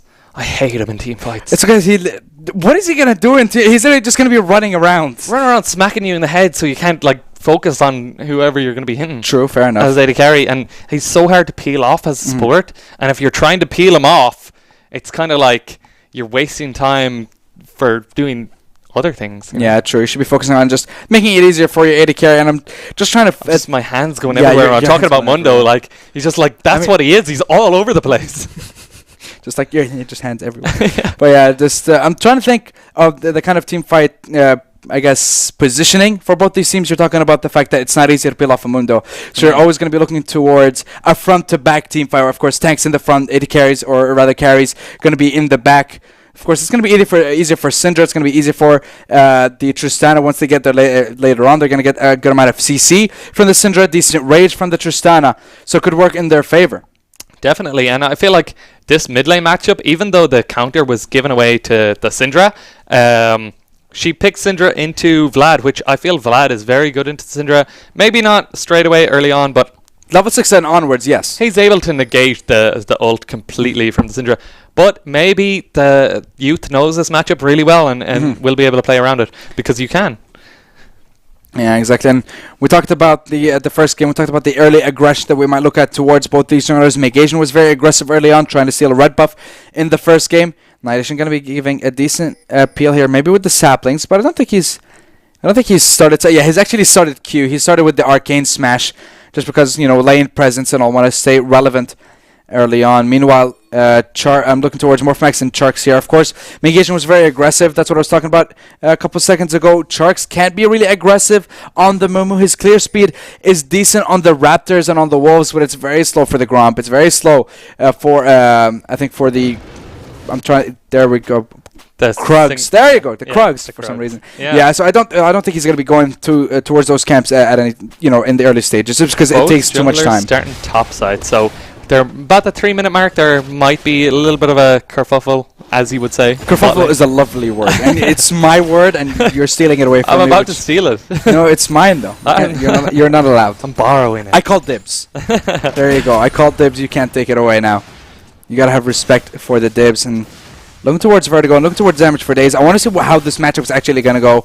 Vertigo decided to go with that Windspeaker's Blessing rather than the Thunderlords. Yeah. Won't be able to bully out this lane as much, so I would give this lane more in favor of Chechenko and Golkarma. Chekachino. I keep calling him Chechenko. That wasn't even what happened before. You didn't even call him that though. Oh, level 2 immediately. You see the reactions from Same Gaming. They got the level 2 advantage. They're gonna go for the early skirmish. Damage going both ways here. Fairly even trade Yeah, going down. fairly even trade, but the only thing is that the Nami is able to heal up. exactly. And, Then he's able to they sustain. win these sustained damage trades. Yeah. I mean, Vertigo just trying to see if he can... I guess if you look at him, he's very, very aggressive on the Lulu. That's why I'm surprised that he actually went with the Windspeaker's Blessing. If you're this aggressive, you could have went just with Ignite and Thunderlords and completely dominated that bottom lane. Exactly. And I feel like he would have done better with Ignite anyway in this matchup, because you want to be igniting, say, the heal from... Chekachino. There you go. You got it. I got it. When I hear it said, it sounds so wrong. I don't know why. And have that early game presence with that Ignite. And later on, you'll be able to ignite, say, the Vlad or the Mundo, who are both going to be doing a lot of healing. And as we know, Ignite does take away the healing from both those champs for a significant period of time. Yeah, definitely. So I apply Grievous Wounds and all. Just kind of negates that damage a little bit. Looking towards mid lane. It's going to be just a slow early game, I think, just because both these junglers aren't really known for their early aggression. They don't have that much damage. They have a good amount of CC, of course. The knock-up and the stun coming out from Megasian. Only the root, I'd say, or the stun from Charks with the bandage toss, but that's just about it. So I'm not expecting anything flashy or anything aggressive early on. And as I say that, I see immediately the moment the Sejuani going towards bot lane. Well, this is how they pathed. They both of them did like almost full clears, did they? Just a little bit less than full clears. And then now they're down to bot side. Doubt they're going to be able to do too much here. Mega Asian, I feel, has the upper hand in this one. Yeah, because there's no vision in any of the brushes so far, and the constant pressure from damage for days and Vertigo can allow him to actually just be aggressive and see if he can get in the proper position towards the gank. But I think at that point it's just they're not gonna fall for it, and you won't have enough damage, enough burst, or anything at that point to actually get a kill. But maybe enough to force a summoner, but nothing more. If they had Ignite, I feel like they could have maybe forced both summoners and potentially got a kill. But when you have not as much pressure here with Summoners in bot lane, I don't feel like you're able to do anything. Yeah, exactly. Meanwhile, Youth and Wildrover towards the mid lane. I love the fact that Youth and Annihilation Tour, of course, in the mid lane, they both have to deal with mana. Meanwhile, Wildrover and Morphmax don't really have to care. Yeah. They just... It's like, yeah, we can stay in lane all day because Morphmax can try and sustain with his cleaver, and Wildrover just sustains with his Q. Of course, when you get to level 9, it's a lot easier for you to survive. But that actually applies a lot of pressure as well on the map with that. But Annihilation is just spamming these Qs and pushing the wave in. So for the moment, while he has that mana, he's able to push it in. Oh, Wildrover forced to use the pull early on. Magician going to be getting the knock-up, going to be getting the stun, layering that CC. You're going to be forcing the flash? Not really. And Wildrover disrespecting Same Gaming and Youth. Going to be able to pick up that first blood. After all that pressure, he just waited for the right moment, waited for the right time. That was very well played. Very well played there from the side of Same Gaming. They just blew his pool and then applied their CC afterwards. Yeah. And that's how you want to play that. Very greedy, though, I feel, from Wildrover. He definitely should have used the flash early on. That was just definitely a disrespect, and just... I think he did... Back in the old days, before Vlad was changed, I feel like it would have been okay because you weren't able to use summoner spells while you were in his Sanguine Pool. Yeah. But nowadays, you're actually able to use them in Sanguine Pool, so, you know, he has no excuse. Yeah, he could have used it while he was pulled up before any CC happened. Or even as soon as he got out of it, he still would have been able to flash away from the knock-up from Megasian. Yeah, no, most people will time it for when you come out, so you might as well just do it while you're in it. Yeah, exactly. It's the safest option. Yeah, I feel like he instantly panicked the second that Megasian showed up. He just instantly pulled. He didn't wait for any ability to try and dodge. So again, just a little bit fidgety, I feel. Probably a little fidgety after the first game. A little bit afraid of how maybe trying to make up. Look towards the bottom lane, and again mid lane, because they know although he does have a summoner spell, he's still not using it to try and run away. And Youth going to be trying to see if he can secure the kill, but enough damage going to be able to sustain himself rather. Vertigo towards the bottom lane, though, in a little bit of danger. But still, Megasian with that returning towards the mid lane. And again, Wildrover doesn't use the flash. Yes, he didn't die this time, but he's just holding on to them for dear life. They're there. They're resources that you should be able to use. Resources that he wants to keep. Yeah. Apparently. Fields. Oh boy, I don't think there's an ultimate, but it's going to be Youth blowing him up with Thunderlords. Can save you and there. Yeah, he doesn't have Barry. He has an Ignite. You're expecting him to be aggressive, but they read him like a book. And Youth spamming that Mastery already. BM already coming out here, but I mean, if you disrespected the damage coming out at the start, then you deserve to die right there, and that's what happened. Exactly. It's just it's friendly banter between teams to do that kind of thing. Yeah, I mean they all know each other, so exactly. Lulu rushed the Sight Stone. She wants the early warding presence here rather than rushing Nomad's Medallion, which will give you a lot more gold. So you can see that Same Gaming are just looking for vision pressure rather than trying to scale this up. Yeah, exactly. And meanwhile, Vertigo and Damage for Days rotating towards the Dragon. And here comes the Megasian, so they're looking towards getting that first objective. And a Dragon, or rather a Mountain Drake, combined with a Sieging Tristana and the composition that Same Gaming have at this point, this is going to make them, or rather make it very easy for them to actually siege up in the later stages of the game. Just make it very easy for them to get more objectives, more Dragons, more turrets. And it's just such a good objective to secure early on in this game. Yeah, no, definitely. And that was a really good call that bot lane were going back. Jungler they probably knew he was somewhere around top side, probably seen him in a ward or something, or just that they knew that they couldn't do anything about them taking that dragon. So they just forced it out, which is really good. Oh, but Chikachino going to be on his own, and here comes good karma, but decent trade here going in favor of Same Game towards the bottom side. I'm not even sure that went too far in it's something that good karma can't really heal up, so exactly. It's not really going to be a big deal for Chikachino, and of course Warlord's going to be able to sustain him fairly well. Damage for days came a little bit worse in that scenario, I think. Yeah, because he can't heal. He has Warlords, but the shield was applied, I mean, after the damage had already been done, so not really going to benefit him much in that trade. Meanwhile, the top lane is just going to be a complete and utter slugfest of a noodle fight. A wet noodle fight, that is. Yeah, that's all? Damage per days, I mean, look at those trades. They pushed out the support, and then they're going to go on that 80 carry. Indeed. They weren't happy with their first trade, so they just went at it. Oh, but it's going to be Youth rotating towards the bottom lane. Here comes the Unleashed Power, heal used, and again, going to be mounting up, and the TP stopped by Morphimax. or rather it's going to be stopped by Annihilation, stopping him from rotating towards the bottom lane and seeing if he can apply a little bit of pressure, or rather global pressure, of course. But really well played by Annihilation, and of course the fact that Morphimax was CPing a little bit out of position, but Youth going to be trying to escape here. Uses the cleanse to cleanse away the ignite from Wild Rover. Cleanse pretty good when it comes to summer. When it comes to ignites, that's fine, but when it comes exhaust from being as well. True, but not from being suppressed from a Malzahar ultimate. Exactly. So early on, it was basically useless for him within the first 10 minutes, 12 minutes, of course, for the laning phase. Yes. Agreed. Everything's just kind of going a little bit slow now. Everyone's just trying to... I mean, we have more kills than we did last game at this stage. That's so true. it's not a bloodbath, though. It's not a bloodbath. Not yet. There were a lot of summoner spells being blown, though. And objectives being taken. So it's just kind of going cleanly for the side of Same Gaming here. Yeah, exactly. And looking towards objective. The next Drake is going to be a Cloud Drake, if I'm not mistaken. So should be something not really looking forward to for both these teams. Says Mountain Drake, I think. You want to bet that it's a Cloud? It probably is. I didn't see it, actually. So... it's like, I know what I saw, okay? Someone in production not doing their job, what? Oh god, you know, you're fired. you're just straight up fired from now. So you just leave. Oh, this siege up here to try and get this first tower. This will put Instinct back, definitely in the lead here. Not even back in the lead, but ahead, just in general, if they manage to get this out. Decent damage, but not enough to threaten taking the turret down just yet. Yeah, but they have... It barely got scratched just there.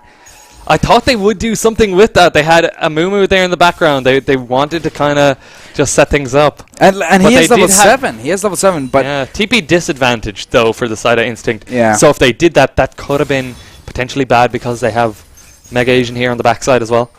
Yeah, but there's no vision for Instant Gaming, so even if Sharks wanted to rotate around the tri-bush, he wouldn't be able to make a play, but he's in the bush, and here comes Megasian, and here comes the play. Glacier Prison already going to root him down. It's going to be the first kill. Good Karma just going to get blown up here. Knock up onto Sharks, might be able to get another kill, might be able to get that last stack. Not able to get the stun yet, though. But it's still going to be Same Gaming making those plays over and over, kill by kill, bit by bit. They claim every inch. That was Summoner's Rift. Definitely a very safe play there for Same Gaming, having that TP advantage and being able to take on the 3v3 because they know they can blow up Good Karma there in that scenario. Honestly, I just looked towards Megasian, and as soon as he jumped in, I still waited for Chucks to engage with his ultimate. It's not on cooldown. Or am I blind? Oh, missed the smite though. Yeah, Chuck's going to be able to secure it though. That. Yeah, Megasian didn't secure it. It was still secured by Charks, if I'm not mistaken. Yeah, it was. He didn't even know what was going on though. So you see, if he didn't know, I don't think he need to rush it. Yeah, he didn't have vision on Megasian, so he kept it cool. Imagine if that was the same thing in a Baron rush though. It's like last game. Yeah. It's like last game. You assume it's going to go to 3 games. You are wrong, but rotation coming in from Morphimax. Look at that damage coming in. Youth, you shouldn't flash away the cleanse. Not going to be coming in, and an easy kill coming in here, secured by Morphimax himself. And of course, the first item, Spirit Visage, going to be able to just make it easier for him to sustain himself. But an easy kill going over in favor of rather Instant Gaming, knowing that there's no flash onto Youth makes it so easy for them to pick him up. Definitely, they couldn't do anything about that there. That's the kind of way you want to play as Vlad. Just wait till someone comes and just all in against him, because you're just trying to you're getting poked down galore there. Just try and sustain, keep it going, wait for someone to come in. Yeah, exactly. And meanwhile, gonna be Youth coming up, just gonna be dusting himself off and getting back onto the rift here. Gonna have the Morale and and of course the Merc Treads, because there's a lot of I guess magic damage and a lot of CC in the form of the Amumu and the Nami bubble, but nothing really coming out from the side of Vladimir. Maybe the roots coming up from the Caitlyn traps, but nothing special here. I don't think it warrants a Merc Treads, in my opinion, to be honest. I think it possibly does. There's a lot of slows and things. Maybe it just goes for the magic resist itself rather than the... And it just gets the bonus tenacity anyways. Yeah, the bonus tenacity is nice.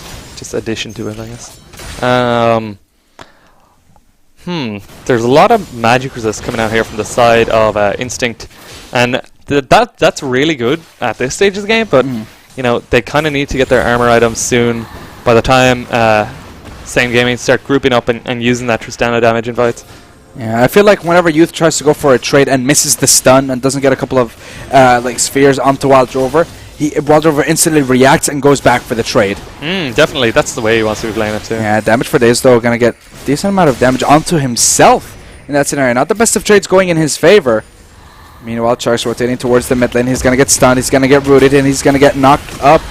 Whose favor is going to go into the ultimate going to be coming on. Here comes Morphmax again. The rotations coming out from both these top laners. There's going to be forced to go back. Morphmax going to be able to try and get the sign. Lands the cleaver. Going to be able to get the kill. And the last Q going to be coming out from Wild Drover. Secures the kill. Annihilation. No mana. No flash.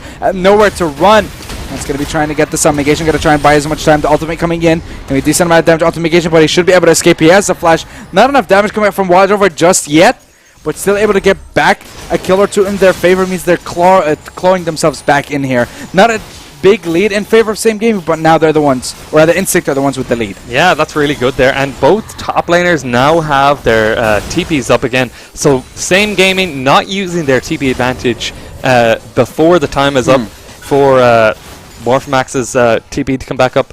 So kind of a bit of a miss out there from Same Gaming. Yeah, but I love the fact that Morphmax still has his TP, but he's rotated towards mid lane twice now. Twice, yeah, exactly. So, good communication, good aggression coming out from their side. You know, it's going to be the Cloud Drake. I told you, it was a you were Cloud. right.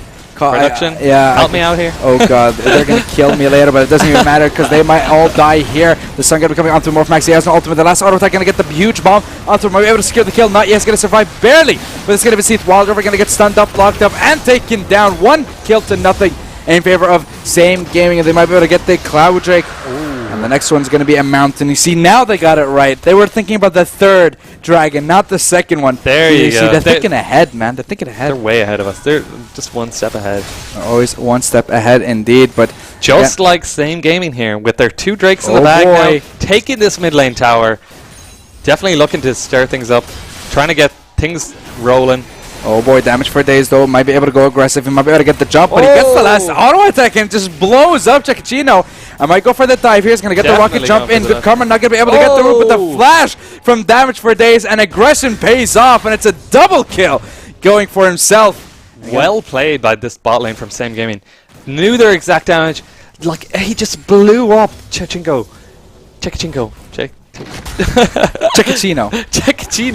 I don't know how I mess this up so often. It's a Chekachino, just a couple of times, but I mean, he's gonna die a couple more times considering everything that's gonna start to happen. Tristana gets a double kill. Now I'm gonna be able to get Infinity Edge finished up just there. I feel like I've just thrown him off by just messing up his name so many times. Like, he decides to not finish the Infinity Edge, goes back, gets a Zeal, and gets the Executioner's Calling.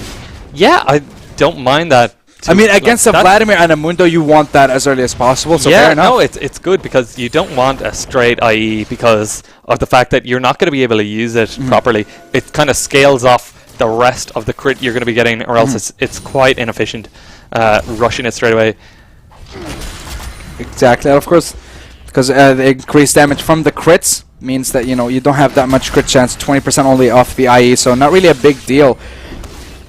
But looking towards, again, what Same Gaming can actually do here, because they're constantly going for those fights, and Instant Gaming are just falling to the trap every single time. Just constant damage coming out from damage for days. He gets the shield, gets the advantage, and then decides to instantly just go back into it here.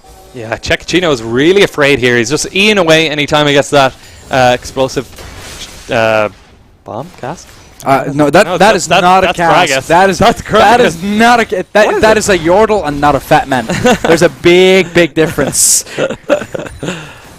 Now, Chekachino might be over aggressive here. Damage for days, instantly going to be jumping in. Look at that. As soon as he just gets 1 crit, deals a decent bit of damage. Good karma, just instantly going to be able to heal him up. But with Executioner's Calling, it makes it harder for good karma to actually heal him up. They're looking for these fights here, though. Oh boy, here comes the negation going to be coming in with the Glacial Person going to be knocking up good karma and rooting here down. Might be able to get it secured, and yes, he does. Youth going to be able to jump in. Damage for days, doesn't have the flash this time, but the ace in the hole might be able to take him down. The heal comes in last second and saves his behind, though. It's going to be the siege up coming in from the side of Same Gaming, rotating towards the bottom side of the map. Meanwhile, the directed camera says, nope, we're looking at a wet noodle fight towards top lane here. So I love this directed camera. I love this camera. It's like, oh, you think something's happening bot lane? Well, nope. It's not. It's like, I'll tell you now. It's already 3 minutes ahead. It knows. Yeah, exactly. You know. I mean, technically the game is ahead, but I think no, I don't think the directed camera goes by the time that it's ahead. It just goes by in the now. In the now, but yeah, but obviously it knows when stuff is going to happen or not. True. There you go. The technology, man, technology. All that technology. And have you seen what I think? What was it? The robot designed by Facebook? Which one? I think that started talking in its own language. Oh, and then it started. I think the two robots or two AIs rather, I think, created, and they started talking to each other in their own language. That was just completely not understood at all. So they shut it down just because they were afraid. It's like Skynet, is that you? Yeah. Skynet, is that you? It's like we need to find John Connor. Yeah, just this is the kind of the lazy time during the game. This game, it isn't going to go the same as last game, where they wanted to fight around objectives around the 25-minute mark. It's going to extend a little bit out because laning phases are a little bit extended, and the objectives of both of these comps are a little bit different. Whereby, so Same Gaming are looking for something similar, but they don't mind scaling up because they have that Tristana Lulu hyper carry comp, and she's getting ahead sitting down here in the bot lane anyway. Yeah, so they might as well try and extend that out, leave them fighting there. Oh, but here comes Sharks and here comes Waldrover. The over-aggression coming out from Same Gaming might cost them their lives. Sharks gets in with the ultimate, knocks up, or rather locks up one, and Vertigo's going to be the first one and the only one to go. Meanwhile, Same Gaming going to be able to retaliate. They were trying to rotate towards the bottom side of the map, but not able to get anything out of it. No As I dragon talked to secure, though. Like, this is what Same Gaming want, but Instinct gotta say no. They have gotta say, no, we don't want this AD carry getting ahead. We don't want them scaling up, so we gotta do something about it. And they send 4 members there down to the bot lane to try and deal with that. Yeah, exactly. Meanwhile, Morphmax towards the top lane, going to be keeping up that pressure, seeing if he's able to secure a turret in retaliation here, because looking towards Same Gaming, they're trying to mount up some sort of siege towards the bottom side here, and with damage for days and with a Mountain Drake, it's going to be easy, but the crits... Alright, the first auto attack is already a crit here, and I love the fact that it's an Ardent Sensor before even finishing. I think that's the Nomad's medallion, but it's not the finished, of course, support item just yet.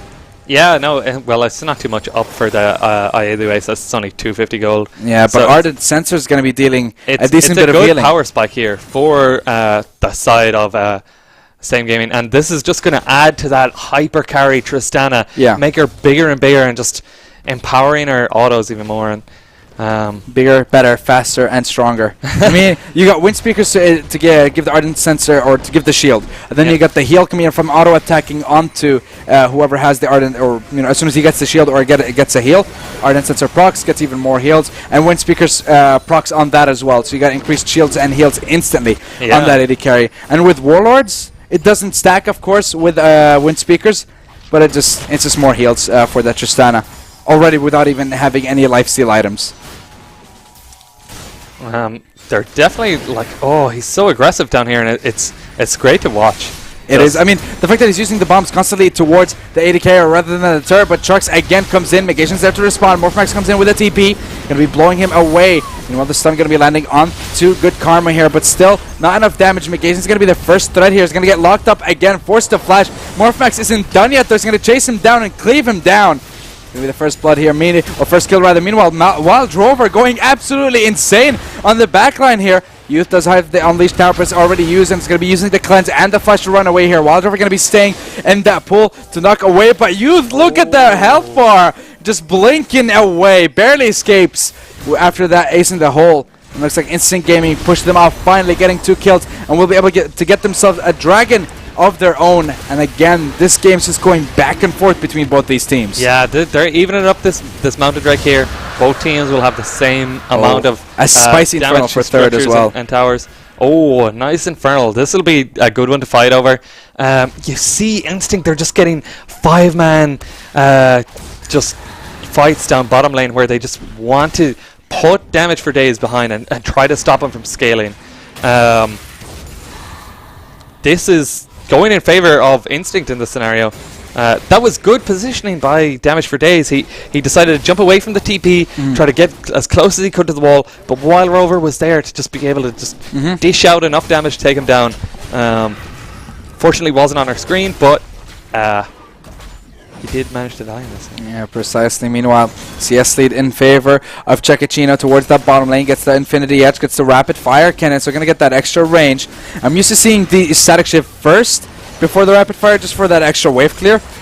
Yeah, usually you do, and then I feel like I'm not really sure why he would go for the Rapid Fire first. When Static Shiv gives you so much utility with that wave clear, being able to rotate around as well is the important point of it.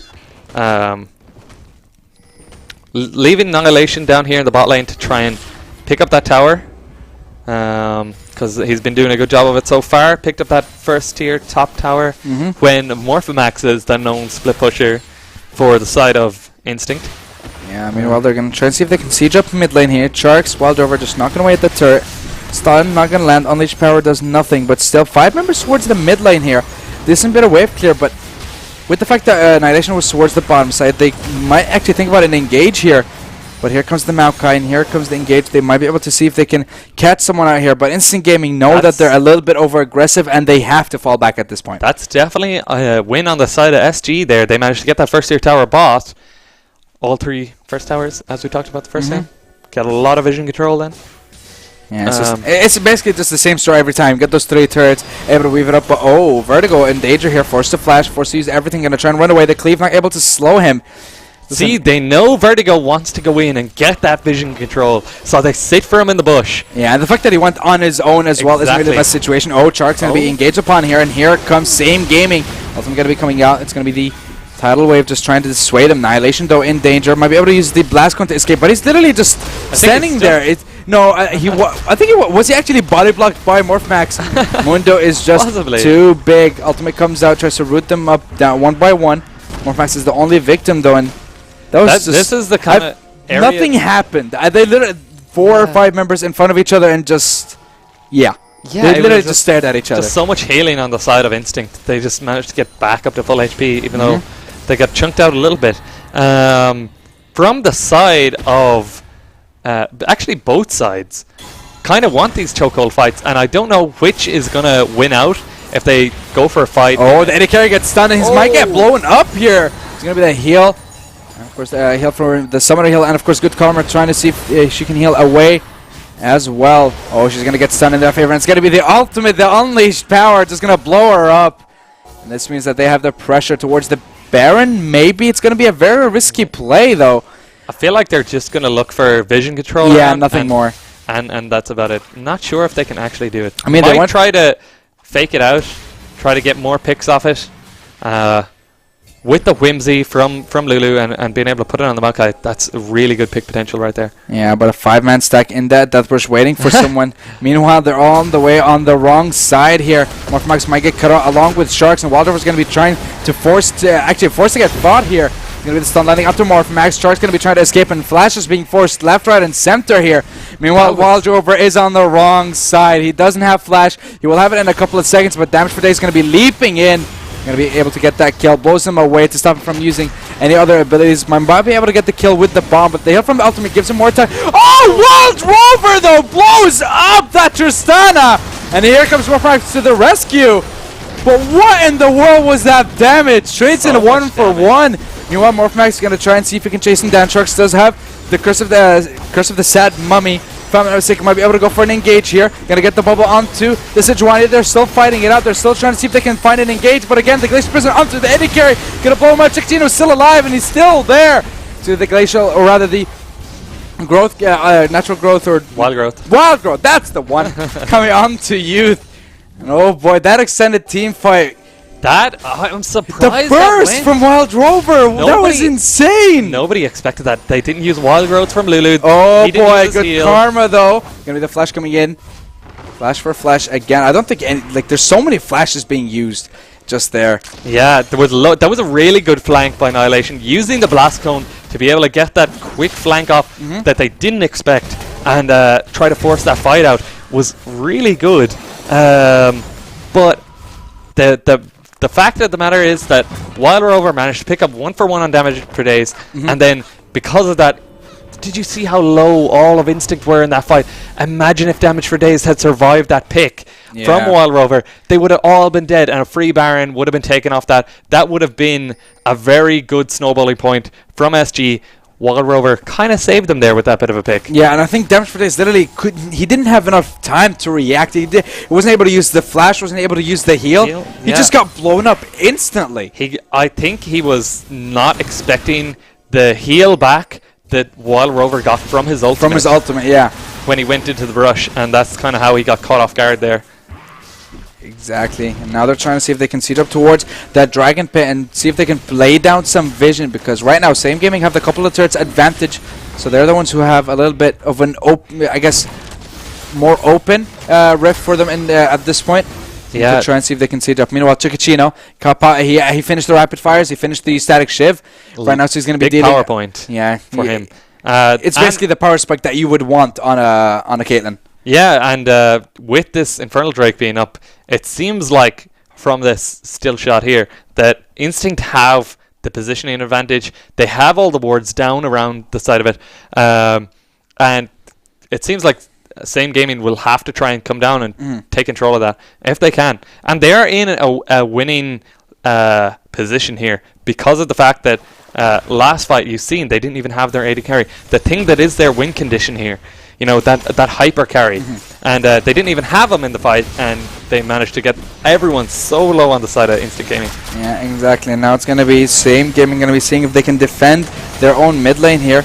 Meanwhile, Negation going to be trying going for an engage, and it's going to be Wild Rover jumping to the back line, rather, dealing a massive amount of damage. Meanwhile, it's going to be the Maokai jumping into all members here of Instant Gaming. It's going to be the bubble coming out, knocking him up as well. It's going to be the first victim of that fight. It's going to be Morphmax securing it, but Charks comes in, still doesn't, or rather, use the cursed mummy ultimate, rather. Curse of the Sad Mummy. That is such a mouthful, but doesn't even matter because he gets taken down. And again, blinking health bars on Negation. Very close fight, but as long as Damage for Days is up, I feel like Same Gaming have the advantage. Not only that, Sharks is dead, so there's no jungler for Instant Gaming, so there's no 50-50 chance. It's very low, but Negation might get blown up here. He doesn't, though. He's able to escape, and I think this isn't really a fight that Instant Gaming want to take, or not really a fight Same Gaming want to risk for. They're still going for that dragon. Will he be able to smite it away? Yeah, he should be able to smite it away, and it is going to actually get secured by Youth. And that's Syndra of all people. And so going to be the dragon going in their favor. 3 dragons to 1. Elder Drake going to be coming up next. So I wonder what's going to happen then. Looks like I'm surprised Instinct didn't call for a Baron Rush there or something like that.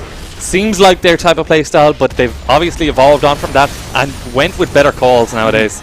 And take that mid tower, try and take something back from the Infernal trade. Yeah. And we'll see how things pan out. But in terms of how these fights seem to be going, they seem to be going on the side of Same Gaming, especially for as long as Damage for Days is alive. And you can see Wild Rover in these fights. He's really trying for Damage for Days. He's going very aggressive. He's going extremely aggressive. He popped up as he, flashed in and tried to just ignite everything, throw down everything on. Annihilation going to be buying us much time here. Same Gaming going to be on the Baron. It's immediately going to get secured here, though. They did that. And now they're on. And now they're going to go for the re-engage because they have the priority. They have the damage. They have the potential to go for it. Meanwhile, look at the damage from Damage for Days. Instantly, just a couple of crits come in rolling. He has a mortal safe though. Yeah, he has a mortal reminder. So I want auto attack, proc with the Shiv onto a couple of members, and then it's just gonna stop a lot of the healing coming out from the Nami. Oh boy, he might actually get blown up, and Youth destroys him with unleashed power just instantly.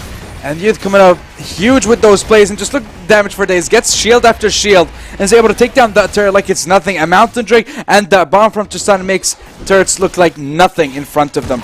The constant pressure this time, and again, Instant Gaming are put in a sticky situation, and they're not able to escape from it because Same Gaming, they have a Baron, they have the Tristana, and they have so much going in their favor. Although Damage for Days gets knocked up, and that still image just tells us that something is about to go down. This gives me flashbacks of.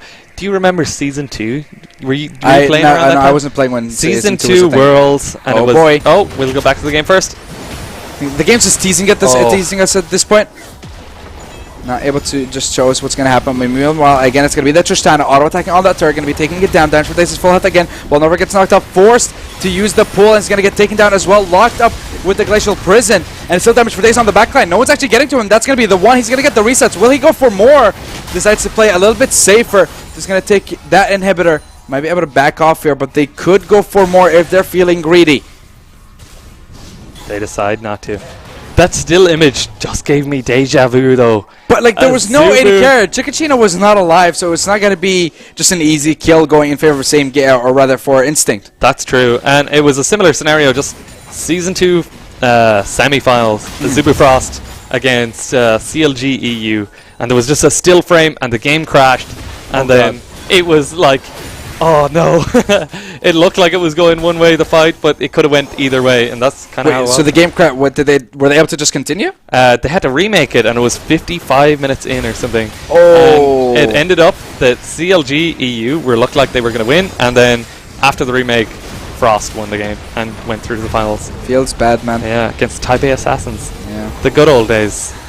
TPA Toys. TPA Toys indeed. Oh, it's going to be the flash from Morphmax, forcing damage for Daze to stay put. Not going to allow him to recall just yet, but the empowered recalls, you're forced to flash, which could be very crucial later on.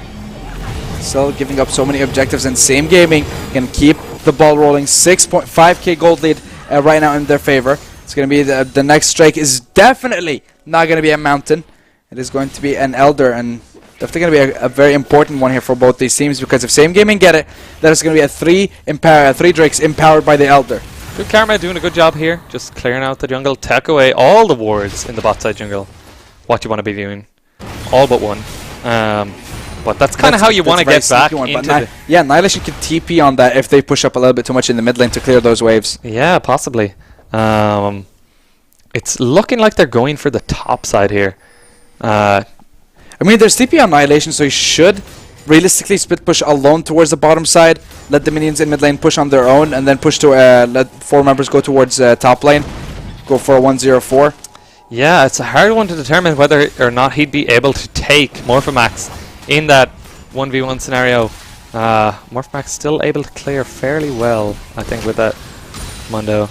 So he doesn't have the Baron. Oh, Annihilation gonna get locked up here. Oh, I thought they were gonna put down a trap and just go ham on the Maokai, but not really in the best situation. You're talking about those choke points that go in favor of Same Gaming with all the stuns and all the roots. Definitely, and of course the Glacial Prison as well. Meanwhile, they're still trying to see. They're just waiting for the mini wave in mid lane. One member, is it?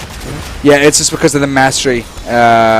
It gives them a couple more seconds. Yeah, but it just expired just there, so Siege isn't going to be as strong. Morphmax going to be taking a decent bit of damage at the start here, but not going to be able to get anything out of it just yet, though.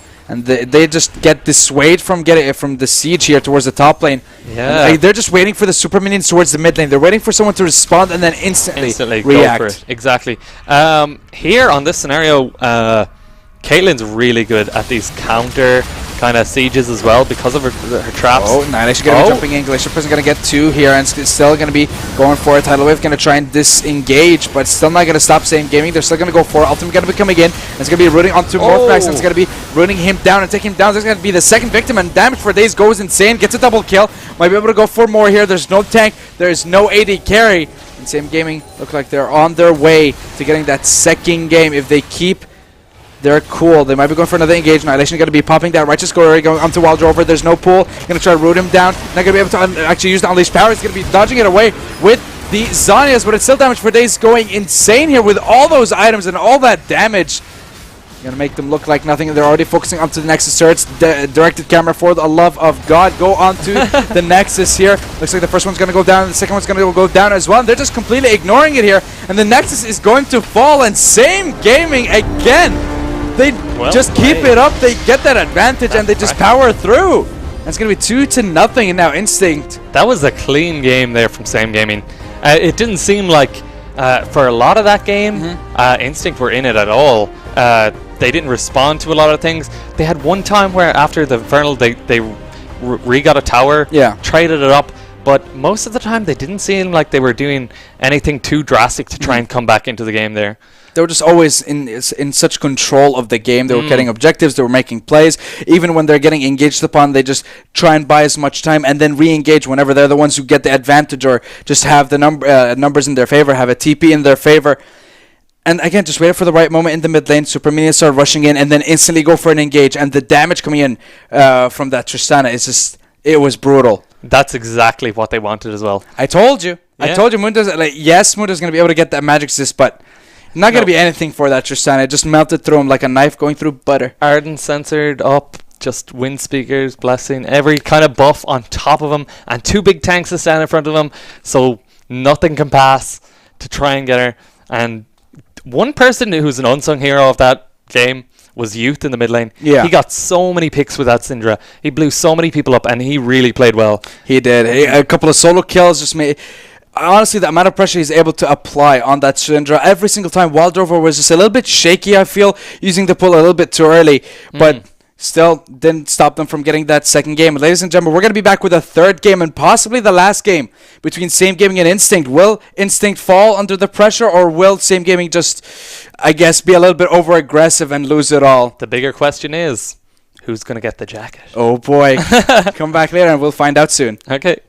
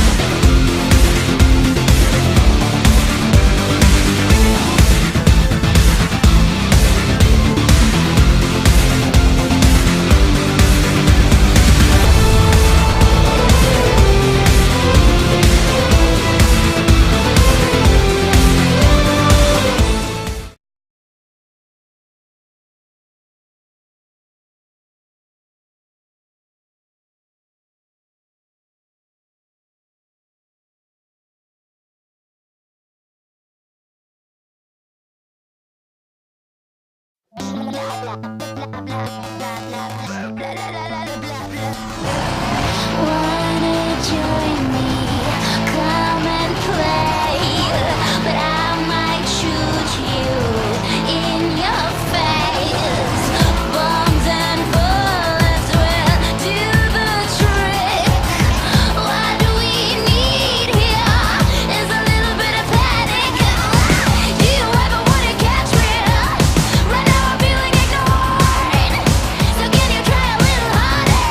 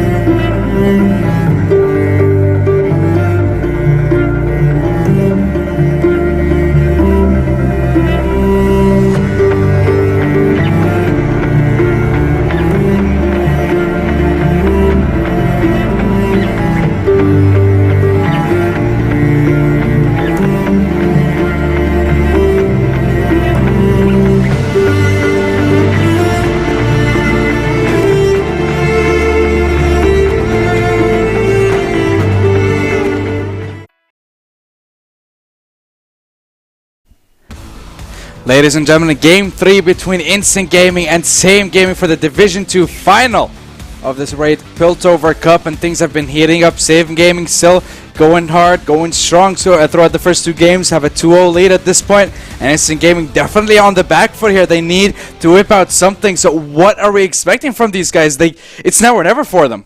Yeah, no, definitely. They really need to pull this back, and Div 2, Div 3 have been known to pull these, reverse sweeps, so it could definitely go to Game 5 still. You're still hoping for that. Yeah, of course. Like, you really want to see these hypey games, The last game seemed like Same Gaming had a better draft. They had these better picks. They kind of played around the map a little bit better. But if they know how they're kind of playing now, Instinct know how Same Gaming are playing, they might change things up a little bit and just try to shake things up and try and take a game back, and then they can be on the good foot and take it back to Game 5, Exactly. And 4 and 5. Yeah, for 3, 4, and 5, Exactly. all those games. I'm just looking at Same Gaming here. What are the things that can get countered against them? We saw Youth last game. He was just taking control of the early game, getting a couple of kills.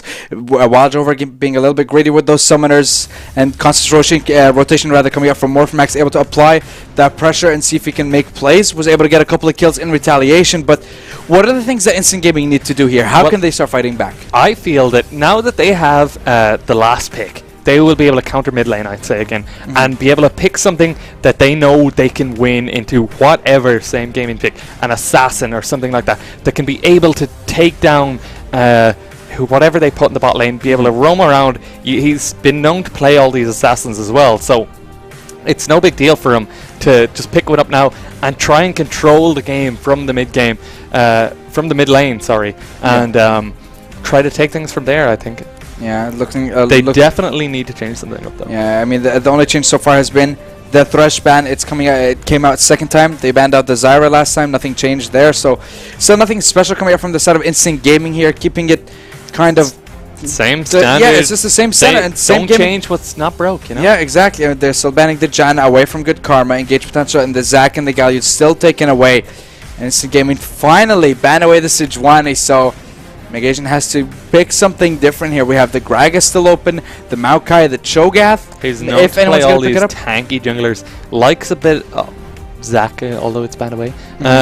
But he's also known to play things like Warwick as well. True. He's high engaged, be able to make picks in mid lane, bot lane, try to get them snowballing again. And that's how they played last game, so it worked for them. You never know. Exactly. And I'm looking at Sim Gaming here. They're gonna go for the first pick on the Maokai, and I actually like that idea because Caitlyn worked for them in the first game. Tristana worked for them in the second game, so they don't have to first pick their AD carry because they know they have more than one workable pick rather for the side for their side. So they just go for something that it just worked for them in the second game and in the first game as well, or rather in the second game in the form of the Maokai. So the Maokai is just such a strong pick right now. It's good for them that they didn't first pick the AD carry, so it just makes it really well for them later on because now they can pick it up. Check Chino up on that Bane. Oh boy! No, he played well with it in the first game. He did play well in the first game. I'll give him that. He had an awful lot thrown onto him, and he had a lot of pressure to carry that game. They put a lot on him, and it just seemed like Same Gaming had a lot to throw onto that carry to be able to like pick him away. Oh, Warwick though is actually going to get picked up here. The Warwick. You called it. Megasian going to be picking up the Warwick, which is pretty good. Again, big potential, heavy in favor of Same Gaming, so they're going to have the Maokai engage, the Warwick engage. If they have an Orianna to go with that Warwick when he jumps in with the infinite duress and get that wombo combo going, that could work for them. I feel like that will be banned in the second rotation of bans here, but you never know, it could get through. True, you never know. They might be more afraid of the Syndra, because he did pop off on the Syndra in those games. I mean, although the Vladimir is supposed to counter the Syndra, Wildrover just didn't play. I feel like he could have played a lot better in that lane. Well, I feel like because Same Gaming were last pick last time, they had the pick of Syndra into Vlad, so he knew the matchup. He knew he was comfortable with it. Yeah. So he knew how to play around that, and that's what he did, and he did it very well. Exactly. And Vladimir going to be banned away. Orianna, sadly, we're not going to see that wombo combo. Vlad banned away. Yeah. They're not still afraid of the Vlad, despite the burst came out away. Yeah. The burst on the Tristana mainly towards that top lane is where I thought, okay, Vladimir does damage. Yeah. It's like, where did that come from? Last ban still going to be the Shen, taking that away from Morphmax. He's just not allowed to play anything that he wants to play. Push, no, he still has the Gnar though. The Gnar, he still has the Gnar. He's able to pick that up. Or Darius. Darius could be scary. True, but the question is, does he have Dread Nova Darius? Why does that matter? I don't know. I just like the skin. I like Bioforge personally. Bioforge is pretty nice. It is. It's like all the green and yeah. True, but it looks like it is going to get locked in, so we're going to be seeing the Darius towards that top lane here. The might of Noxus. Wow, not even close, man. Damn. That was terrible. Almost. Oh, it was close enough. I was like, I was like thinking Noxiac? Why am I thinking Noxiac? Player. Yeah, I know. So I know that one, but I don't know Noxus. Oh, boy. Syndra again. Syndra did so much work that game. And definitely, he just straight up locked it in. Yeah, he was so because there's no count. The only other counter would be Echo for Wildrover, but I don't think he plays that champion a lot. So he does actually. Wildrover. Oh, sorry, Wildrover. Oh yeah, I thought you were saying you. Oh no, Wildrover just doesn't play a lot of Echo. Yeah, no, he doesn't. However, what other counters could he pick actually? What's something they can go against? Fizz could work. Fizz is also an assassin. I'm not sure he plays that much Fizz. I think he plays Ahri. Ahri is kind of skill matchup-y, but it's still highly mobile for him to work with the Ahri or the Fizz. But looks like Lux could be the pick here, going in favor of Instinct. So they're going very. I guess a team fight works for them just because Amumu jumps in, but it's a bit iffy for me. Distorted here, how they're gonna play this. However, Lux did get buffed. Yeah. Her shield got buffed. If it goes back on the same person, it gets doubled, doesn't it? Yeah, exactly. Doubled the shielding. And that's kind of for this kind of meta as well. Yeah. Like quite strong in it. But I don't think they're not just. I don't think they know exactly what composition they want to go for, because they have a team fight in the Amumu, they have the split push going for Darius, and then they have a pick in the Lux. So their composition isn't really meshing together. Meanwhile, if you look at the side of Same Gaming, they have an engage and a disengage with the ultimate from the Maokai. They have Warwick who can jump in and pick someone off, just as it's kind of CCM. Same thing for Syndra, pick someone off with the ultimate. Bard can stun people. Bard can go for a team fight as well. So pick and slash team fight going for Same Gaming here. They know what they want. Where I feel Instant Gaming are just kind of all over the place, to be honest. Yeah, a little bit. However, I feel like they picked the Lux as kind of a comforty pick for the mid lane. He was allowed anything he wants because he's just told, you're given the counter pick, you pick what you want to, what you'll be comfortable with into the Syndra. I guess the Lux can be pretty safe trying to wave clear in the later stages, but early on it's going to be quite difficult for him to deal with it. But again, aggressive lane for the side of Damage for Days and Vertigo, and a little bit passive for the Vayne and the Soraka. So again, it's going to be the pressure onto the bottom lane of Instant Gaming. Yeah, this is a very aggressive bot lane here with Bard. Bard is one of my favorite champs. I know. As you know, lots I can say about Bard in this game. Won't go too into it, but early on he later will on, though. I know you. He will be very aggressive early on. Puts out a lot of damage. And we'll see. I don't think Soraka is one of his great matchups, though. She's just really annoying. She just stands in the background and just healing. That I don't like Soraka, just like as much as I hate Draven. I love Draven. That's why I hate him. You just hate everything. I hate you right now. You don't really, though. Yeah. Look at this composition. Now I know. I want you to talk about these compositions. Give me what you got. I feel like comp-wise, Same Gaming have a really strong comp. They've drafted very well. Instinct have kind of been forced into this scenario where they don't know how they're going to deal with Same Gaming's good play styles the last two games that brought them these 2 wins, and they kind of went with what do you want to play? What do you think you can do the best on here? And they kind of gave everyone the option. They didn't really draft it out too much, I don't think, because it's very distorted from what I can see, the way they play.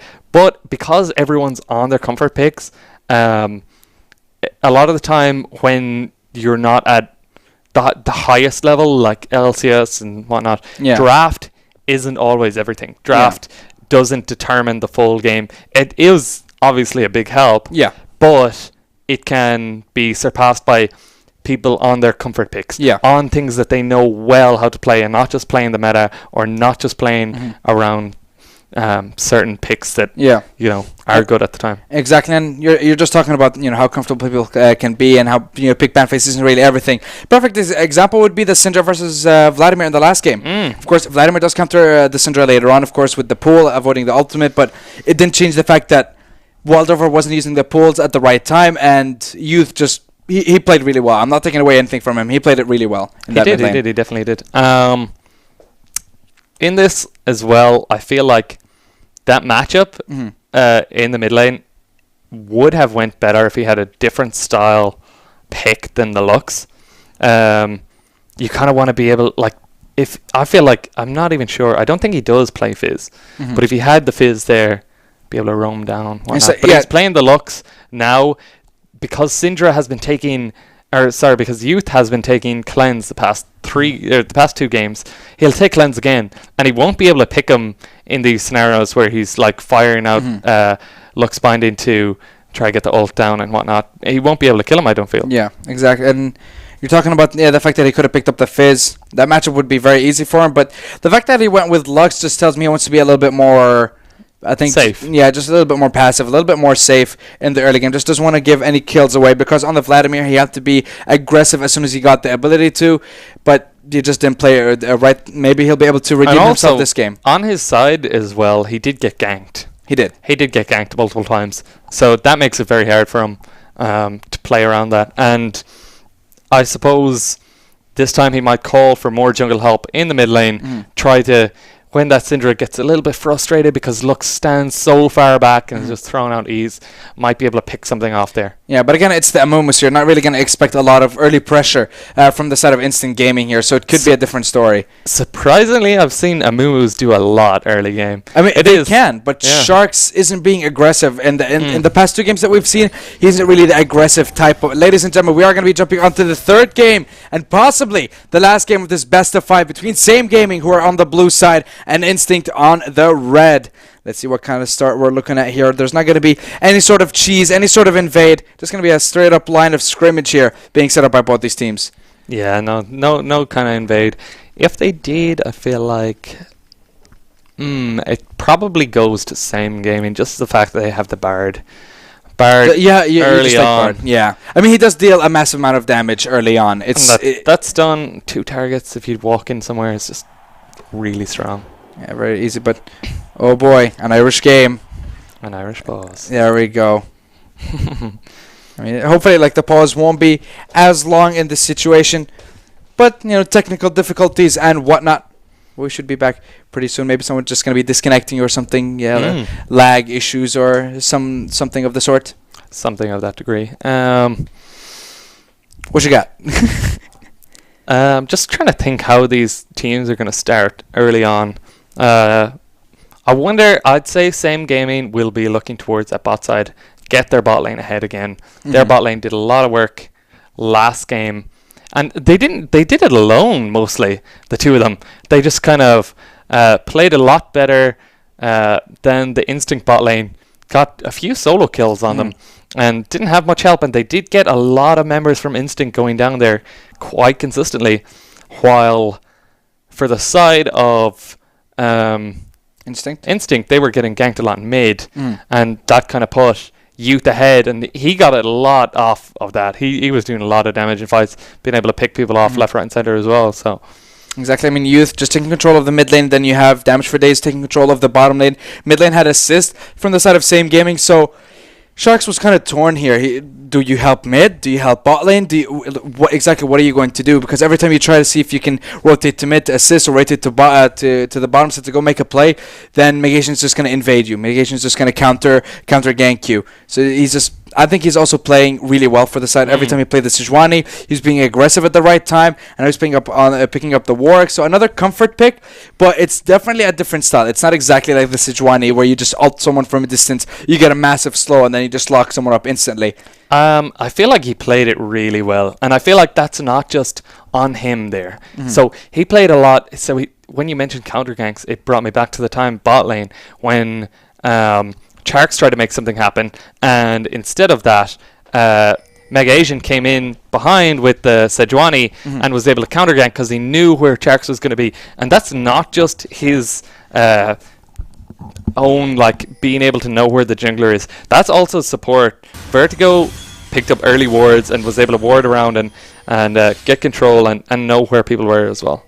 And now it's going to be looking towards the jungle start. Going to be a Amumu again starting towards the blue buff here. Meanwhile, it's going to be Megasian on that Warwick. Starting towards the top side. I'm looking at the summoner spell, or rather the masteries. Virgo, of course, going to be going with that Thunderlords. Last game, he was very aggressive with the Lulu, although he had the Windspeaker's Blessing.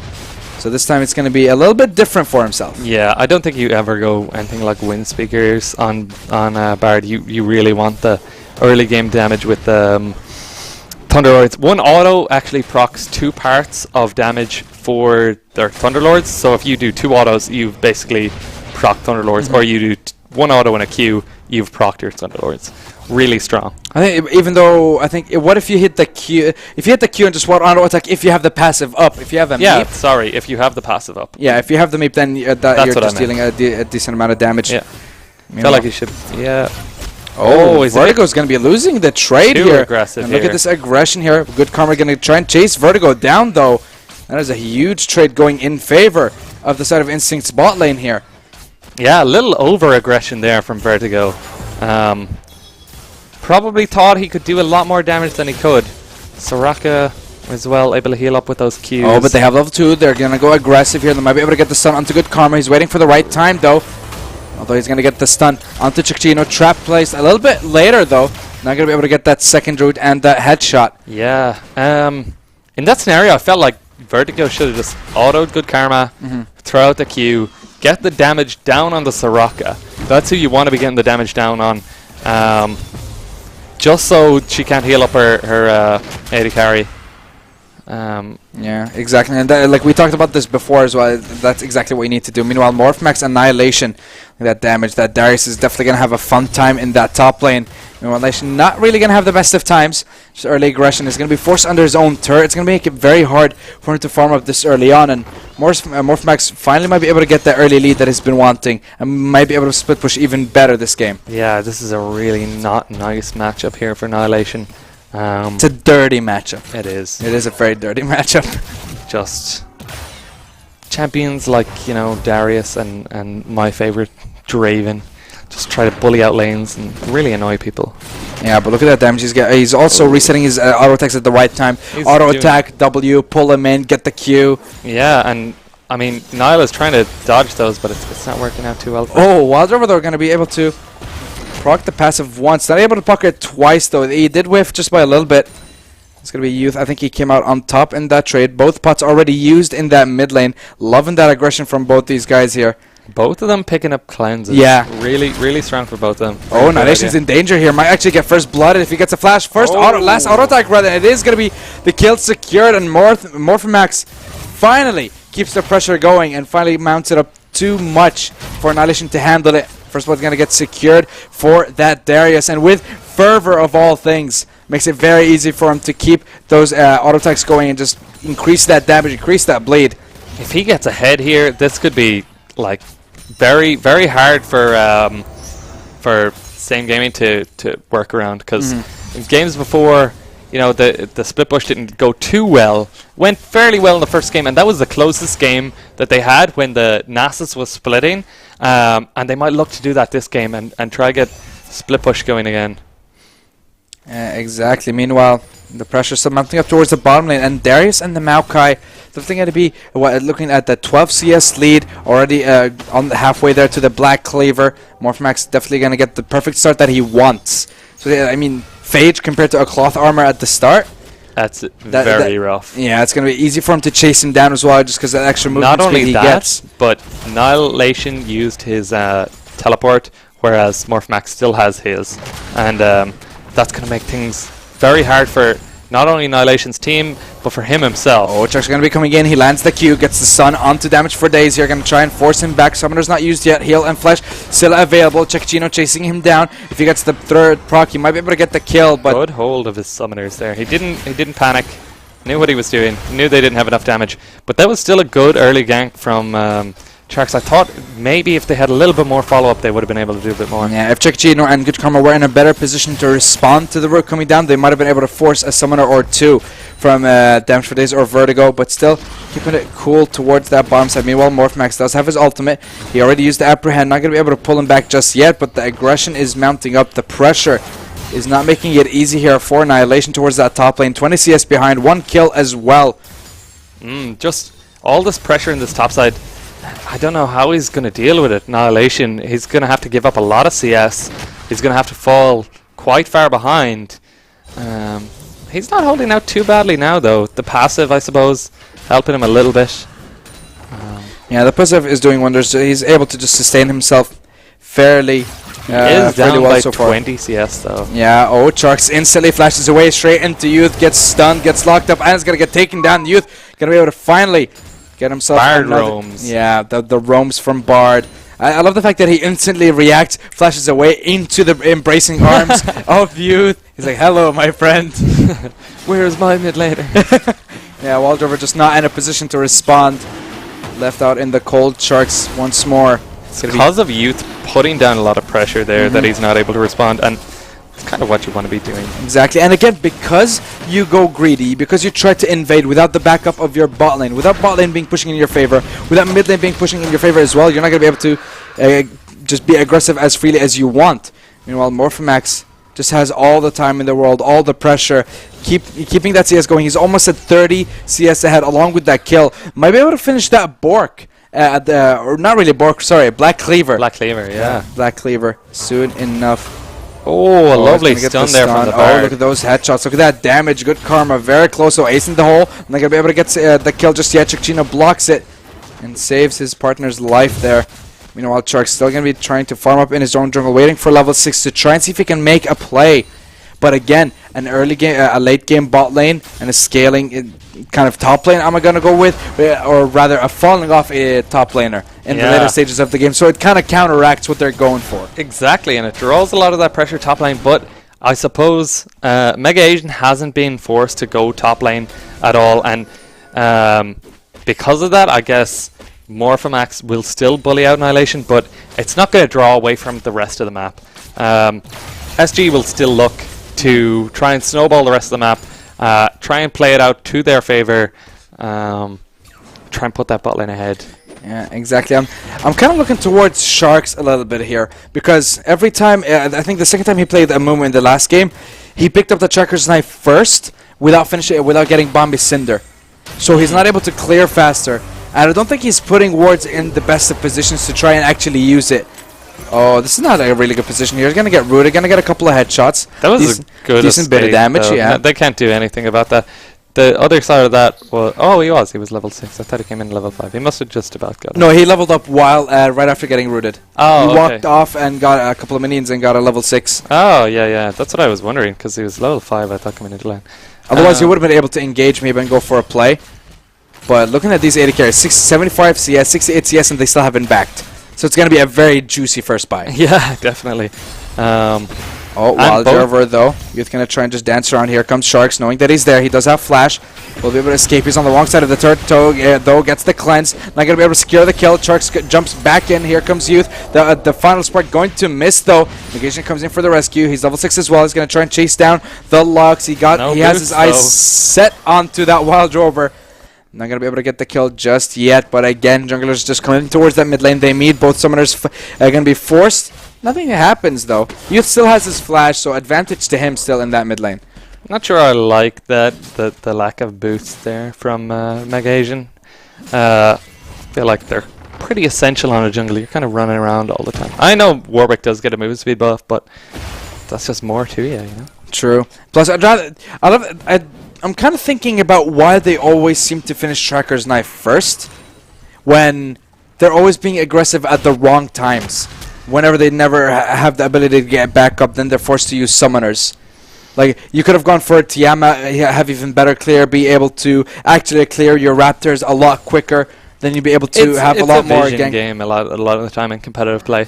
And you kind of want that early on to, you know, stop your laners from getting caught. I guess that's fair enough. That's fair enough. Just for them to actually allow their laners to play a little bit safer, knowing that, you know, they actually have vision. Yeah, allows them to play a bit safer. Yeah, this game, it's going to be every single game so far, 10, 11 minutes in, it's always been the same story, 2, 3 kills at the max, and then it just slows down. It spikes back up for a couple more kills, a turret, maybe a dragon, and then goes back down a bit. Yeah, that's kind of how it goes. This game, I'm not really sure how... Oh, Stun going to be landing onto Wild Drover. The Unleashed Power is going to be coming out. There's no cleanse this time. Might be able to get it with the last ball. He flashes and gets the kill, actually. Negation jumping in for good measure. The drive-by. Yeah, just a drive-by coming in here. Negation's just coming in for style points, I think. Say hello. Say hello to my little friend. Just jumps over the corpse of Wild Drover. And again, we talked about this in the last game. We're going to talk about it again. Youth on the Syndra just controls that lane. Yeah, he's playing very well. And Wild Rover even had his pick, gets to counter it, play something he's comfortable with, but Youth is just showing his prowess on this jam. The flash ultimate here coming in from Sharks, and it's going to be the ultimate from Bard, though, buying them more time. Meanwhile, Damage for Days trying to walk away from the wall to prevent the stun. Plays it very well and buys as much time and might be able to actually hold his own here for that bottom lane. It's going to be Vertigo rotating towards the bottom side, and the roaming coming in from Vertigo it's beautiful to see, to be honest, because it's not the first time he's done it. He's done it more than once in every single game before, and is able to apply that pressure in the all around the map, in the top lane, in the mid lane. So he's playing exceptionally well so far. This is exactly how you want to play as well on Bard. You want to be roaming up and down between your mid and bot lane, picking up those chimes as you go, trying to line up your line of sight with the chimes so that you know where you're going to be going on the way up and getting in and out of lane really fast. Yeah, Charks looking towards that bottom side. Gonna try and see if he can make a play. He doesn't have the ultimate though, so not gonna be very easy for him to pick it up. And oh boy, I just took a glance at that top lane farm. 111 to 52. Morphmax is just relentless in that top lane. Black Cleaver already done. Gonna be going for those Merc Treads, one would hope, because there's a lot of CC coming out from the side of Same Gaming. To be honest, he's playing it well. Like, he hasn't died after he got first blooded. Straight away, lost his TP. He actually has TP advantage now. I feel like he'll do more for his team in this scenario than Morphomax is doing at the moment. Because, sure, he's ahead by a lot of CS, but he's not really making anything happen at the moment.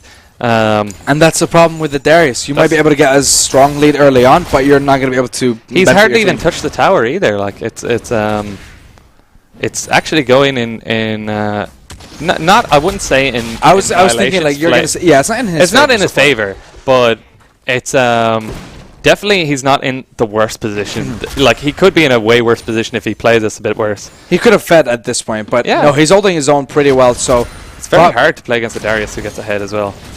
Yeah. Couple of stacks going on every single time here. I love the fact that he goes in for those trades. Whenever he gets the blood on the stacks onto him, he goes in for the Courage of the Colossus, get that shield, and negate some of that bleed damage. He's trying to do it in time with Morphomax's Q, so he doesn't get the heal off. Oh, and Good Karma, though, is a little bit in danger here. Damage for days. Nice little sidestep, though, by Good Karma to be able to avoid that. That gank is very hard to avoid with Bard. Yeah, able to escape. Right place, right time, and forcing the flash onto Good Karma means that Megation can be a little bit aggressive towards that bottom side again. Oh, Annihilation. Gonna be dodging away from that Q. Morphomax going in back for the trade though, and the trade's actually going in favor for Annihilation until that last Q there. And he's still able to heal constantly here, but he doesn't want to go onto Morphomax just yet, just because he's constantly going to be able to heal up. Unless he runs out of mana, which is pretty close. He jumps back in. Meanwhile, bot lane double stun coming in from Youth. He's going to be able to blow up Good Karma right before the ultimate pops off here. Negation, meanwhile, on the backline gets taken down by Chikchino. Going to be acing the hole. Going to be saving Wild Driver with the shield. Meanwhile, Bart jumps in with the Ignite. Going to be able to get the last sphere. And it's going to be Youth getting himself a double kill towards that mid lane. Meanwhile, Chikchino was able to trade 1 for 2 in the river there because of the Warwick. But still, trades going in favor of Same Gaming. They're falling behind in the top lane, but they're making up for it across the rift here. And it's going to be the Syndra. 4 kills to nothing. Almost 40 CS ahead. Yeah, that's going to be one deadly Syndra. Really well, and because of that, it's kind of pulling the lead that top lane is getting back into the game with that lead from mid lane. Yeah, exactly. And still, Same Gaming. Keep going for those objectives. It's going to be an Ocean Drake next. Totally not a mountain. Yeah. Totally not a mountain Drake. But still, Chikchino rotates towards the mid lane. And I'm kind of surprised he rotated because we've had turrets being secured at about 16-17 minutes in the previous games. And the game's I think it's stabilized at this point.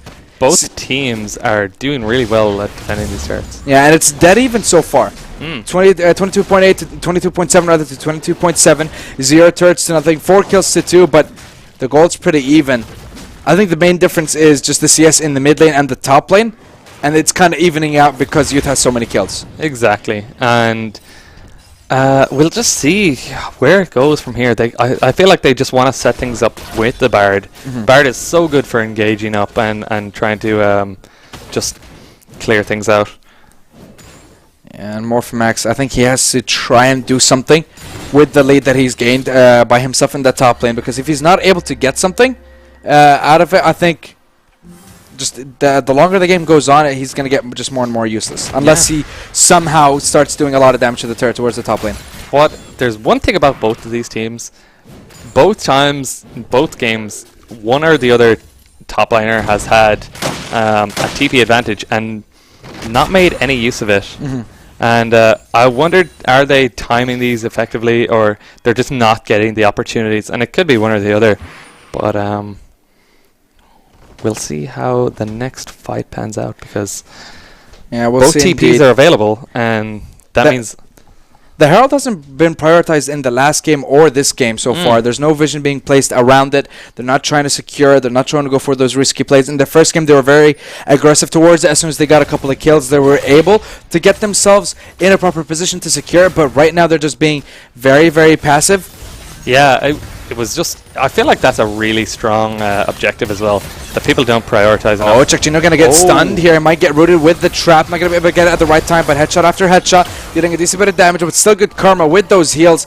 Able to stabilize that trade, and Chakchino still alive with a fair bit of health here still onto him. Meanwhile, Charks rotating towards the mid lane. He's going to be jumping onto Megasian there. He's going to be rooting him down. Final spark coming in. Decent bit of damage, and he's going to be able to secure that kill without allowing him a single second to breathe. Without all that CC, going to be able to deny him that flash. That was a really good pick there by Charks and Wild Rover. Be able to pick up the jungler. They should be able to go for something here, whether it's mid tower and the Herald buff. Yeah, there you go. That's the one. That's the one. Or maybe just one of the two. Might get this first tower. I feel like that's more worth. Oh, Morphmax, he's getting into a proper position to try and take it, and Bard comes in. The fact that he actually just ulted it there allows the minions to... There's nothing for them to aggro onto, so they have to move up closer. Then you clear the wave, and then they can't really siege up. So well played from Vertigo on the Bard, to be honest. Vertigo is playing very well on this Bard. Another point about this Bard is... I told you were going to go on to something about this Bard. I told you. I was. Of course I was. So if you do manage to get the Herald, if you have your ultimate up as Bard, and he's charging at the tower, the Herald is charging at the tower, you ult the tower midway through the charge, it stops all the damage going towards the tower. Yeah, and the Rift Herald doesn't charge again, does it? No, it doesn't, unless you go on to the next tower and you somehow destroy the one true. that you were planning to. But most of the time, it's really... What if you're able to freeze the Herald mid-charge? It will still continue it afterwards, I believe. But you only do the tower. I've only ever done the tower. Yeah, I think it's just a lot safer to do to ult the tower rather than exactly ult the Rift Herald. Got to calculate, how long it takes and everything. Math is hard. Meanwhile, bottom lane for Same Gaming, all that siege potential. Yeah, they're finally going to be able to get that first big gold towards the bottom lane. The lead Morphmax tried to get towards the top lane, not able to get the first big gold. So it's still going to be going in favor of SG here. They got a 2k gold lead, which is still nothing 20 minutes into this game. 2 towers straight up, and Morphmax not able to respond with the top lane tower either. So, and besides that, Annihilation still has a TP. So with this actual advantage with TP, I wonder how the next fight is going to pan out, because I feel like it could definitely go in a snowballing favor of Same Gaming B. Definitely, because they've secured every single tier, of course, every single tier 1. So now again, once more, the map is going to open up for them. They're going to be able to apply more vision and focus on those objectives. Get the AD carry in the mid lane, start wave clearing. He's going to be very close to getting that static shiv. He's going to be able to put up against Chakchino as well. Meanwhile, Morphmax be going for those trades, but still a wet noodle fight. Annihilation is going to be able to survive. He has the Bramble Vest, so he's negating the healing coming out from Morphmax here. Yeah, I've got that fairly. It's really... I don't feel like Morphmax can do too much now at this stage. Annihilation played it well. Knew he couldn't die in that top lane, or else he was in a way worse scenario than he could be, and just playing it out really well. Yeah, Ocean Drake going to be spawning in 10 seconds here. Now, I don't think it's going to be a big... Morphmax basing here, and if because he knows he has to run down. Yeah, there's no TP here. Because good Annihilation has the TP, so he could TP in at any time. And what SGB need to do is set up some more flank wards for Annihilation to be able to TP down now, and that's what you should be thinking about as a support in this scenario. When you know there's a fight upcoming, you know your jungler has, or your top laner has TP up, whereas theirs doesn't. Yeah, but Vertigo doesn't have any more wards to use. Sightstone's all out. Ultimately going to be coming down. Soraka's going to be the one that gets... Rather, it's going to be Chakchino here, which is the better target. Oh, while Warwick going to be jumping in and actually whiffs, and the Silence going to be denying him any sort of escape. Three-man stun, though, going to be coming out here from the Syndra. Wild Rover gets blown up. Damage for Days going to get dunked. And it's going to be Morph Gonna be chasing him down. He gets the other side. Gonna get that chase potential. Gonna try and dunk him again. I don't think the blades are gonna secure him just yet. And the disengage coming out from the ultimate of the Maokai. I'm just looking at Youth's blinking health bar. It's going to be a 2 for 2 here. And the fact that Sharks still survived means that there's no chance of a steal. And Instinct go even in a trade and will be able to secure themselves a dragon. Yeah, so they definitely come out ahead on this. Annihilation still didn't use his TP. You have something against TPs. Yeah, I feel like both of these teams do. They're both just kind of afraid to use their TPs in certain scenarios. Morphmax has his backup now. Both of them up. I think he's just trying to wait for a time where he's actually tanky enough, because he has a lot of armor, but there's still a decent bit of magic damage being dealt here from Wild Rover. Just waiting for the right time to be tanky enough to survive so much. That's true, but I feel like Wild Rover, because it's not sustained damage, he doesn't really have to worry about that. So he's building quite effectively against Wild Rover. Wild Rover is more of a burst champ. Oh, Annihilation. However, he might burst him right here. Never mind. Oh no, he has the flash rather. He's perfectly fine. Meanwhile, mid lane here going to be coming up a siege. 3-man stack towards the top lane. Means that no one's going to be able to wave clear towards the mid lane. A jungler and a support aren't going to be able to defend here. And it's going to be SGB just easily picking up. They might actually pick up the turret here. They're dealing a decent bit of damage onto it. And just an easy objective. And they're just getting out-rotated here. Yeah, this is just good play by Same Gaming B. They know how to play macro. Yeah, they really do. Just because a flash burned in the top lane, traded for a tier 2 in the mid, I'll take that any day of the week. It's just a very perfectly good trade for the side of Same Gaming here. And I think Instinct tried to allocate a lot of resources to that one kill towards the top lane. The thing is, if Annihilation didn't use his flash, or missed his flash, or something along those lines, it potentially could have been a tower for a tower, but because he was still there, they couldn't do much about it. Exactly, he's just able to hold his own on that top lane. Darius still not able to breach that turret, not able to get in a situation where he's able to try and dive the Maokai. At this point, that's just not going to happen. Bramble Vest, Ninja Tabai, Sunfire Cape, Warden, Smail. That is just not going to happen. You won't be able to kill that tree. You won't be able to chop it down. Yes, you have an axe, but it's not going to work. From this, so soon enough, Good Karma is going to be able to pick up that Ardent. Just picked it up. Never mind. Literally. just about picked up the Ardent Sensor. And with that, it's going to be such a buff to the team now. It's going to be such a buff to the AD carry Vayne. And just they're going to be able to fight these fights out a lot better. Yeah, oh Sharks, you're in the wrong side here. He's going to get caught out. He's going to get rooted. He's going to get feared. Might get taken down here. He's taking TP. Yeah, he still has a decent bit of health onto him. He does have his ult. Actually, he uses ultimate to disengage rather. Yeah. And the fact that the TP was used by Morphmax and the fact that he won't be able to rotate here might mean that the Baron might go in favor of Same Gaming here. It's a very greedy play because it is a 50-50. Sharks is on the outside. Blast going available. He doesn't even have to land the Q. He could still go for it. Final Sport going to be coming out, trying to disengage. Engaging. He might die from the last auto attack coming out from the Baron, but he's still going to survive. Redemption coming down. Decent bit of heal, and they're still onto it. They're still aggroing the Baron, and still Morphmax not rotating. Same Gaming don't have a reason to go back. The Sharks might go in for the steal. Might be able to get it. Just wait for the last second. He's going to get taken down. Beautiful play from Same Gaming. They held it. Played that so well. Oh, they just stopped the DPS. Still has a TP as well, so he can respond to bot lane if Morphmax goes too far with this split push. Morphmax should be backing right now. You do not split push against a team, a fully stacked team towards the top lane with a Baron buff. Recall right now because you're just gonna pay so much for that immediately, instantly. Wild Rover just gets blown up, and the fact that he's still towards the bottom lane, it baffles me. I mean, there's nothing he can do, but his presence is something that is just, yeah. there's nothing to say. Yeah, Good Karma just gets instantly booped and instantly diddled. 7,000 in favor of Same Gaming here. They're sieging towards the top lane. Morphmax finally shows his face. Chekchino might get blown up though. He's a bit of damage, allowing him to stay back. Maokai jumps in, gonna get the root, gonna get the slow. It's gonna be the inhibitor falling here. 2 kills as well taken at the back of that fight.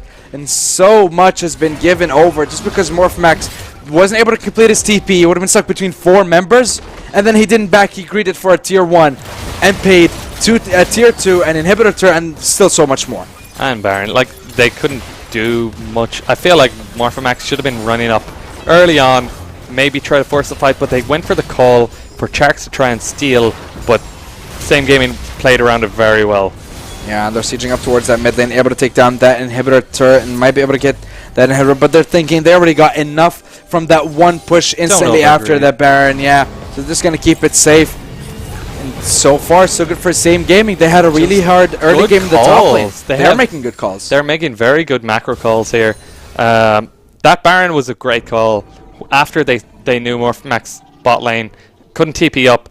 He stayed down there for so long. I felt like they would have done it a little bit faster, but just barely. And Sharks wasn't able to steal away that Baron either. They just focused him down as he came in, which is the right thing to do. Yeah, it was on 1,000 HP, so the right thing to do would have been maybe hold the final spark and see if you can just wait for the right time and see if you can burst it down with Sharks, with that smite. Because there's no one on the side of SGB that can apply a lot of burst. The only thing is, she had used that, the Wild Rover had used that earlier to try and get damage down onto the Warwick to push them off it, which he did do, but the redemption came in.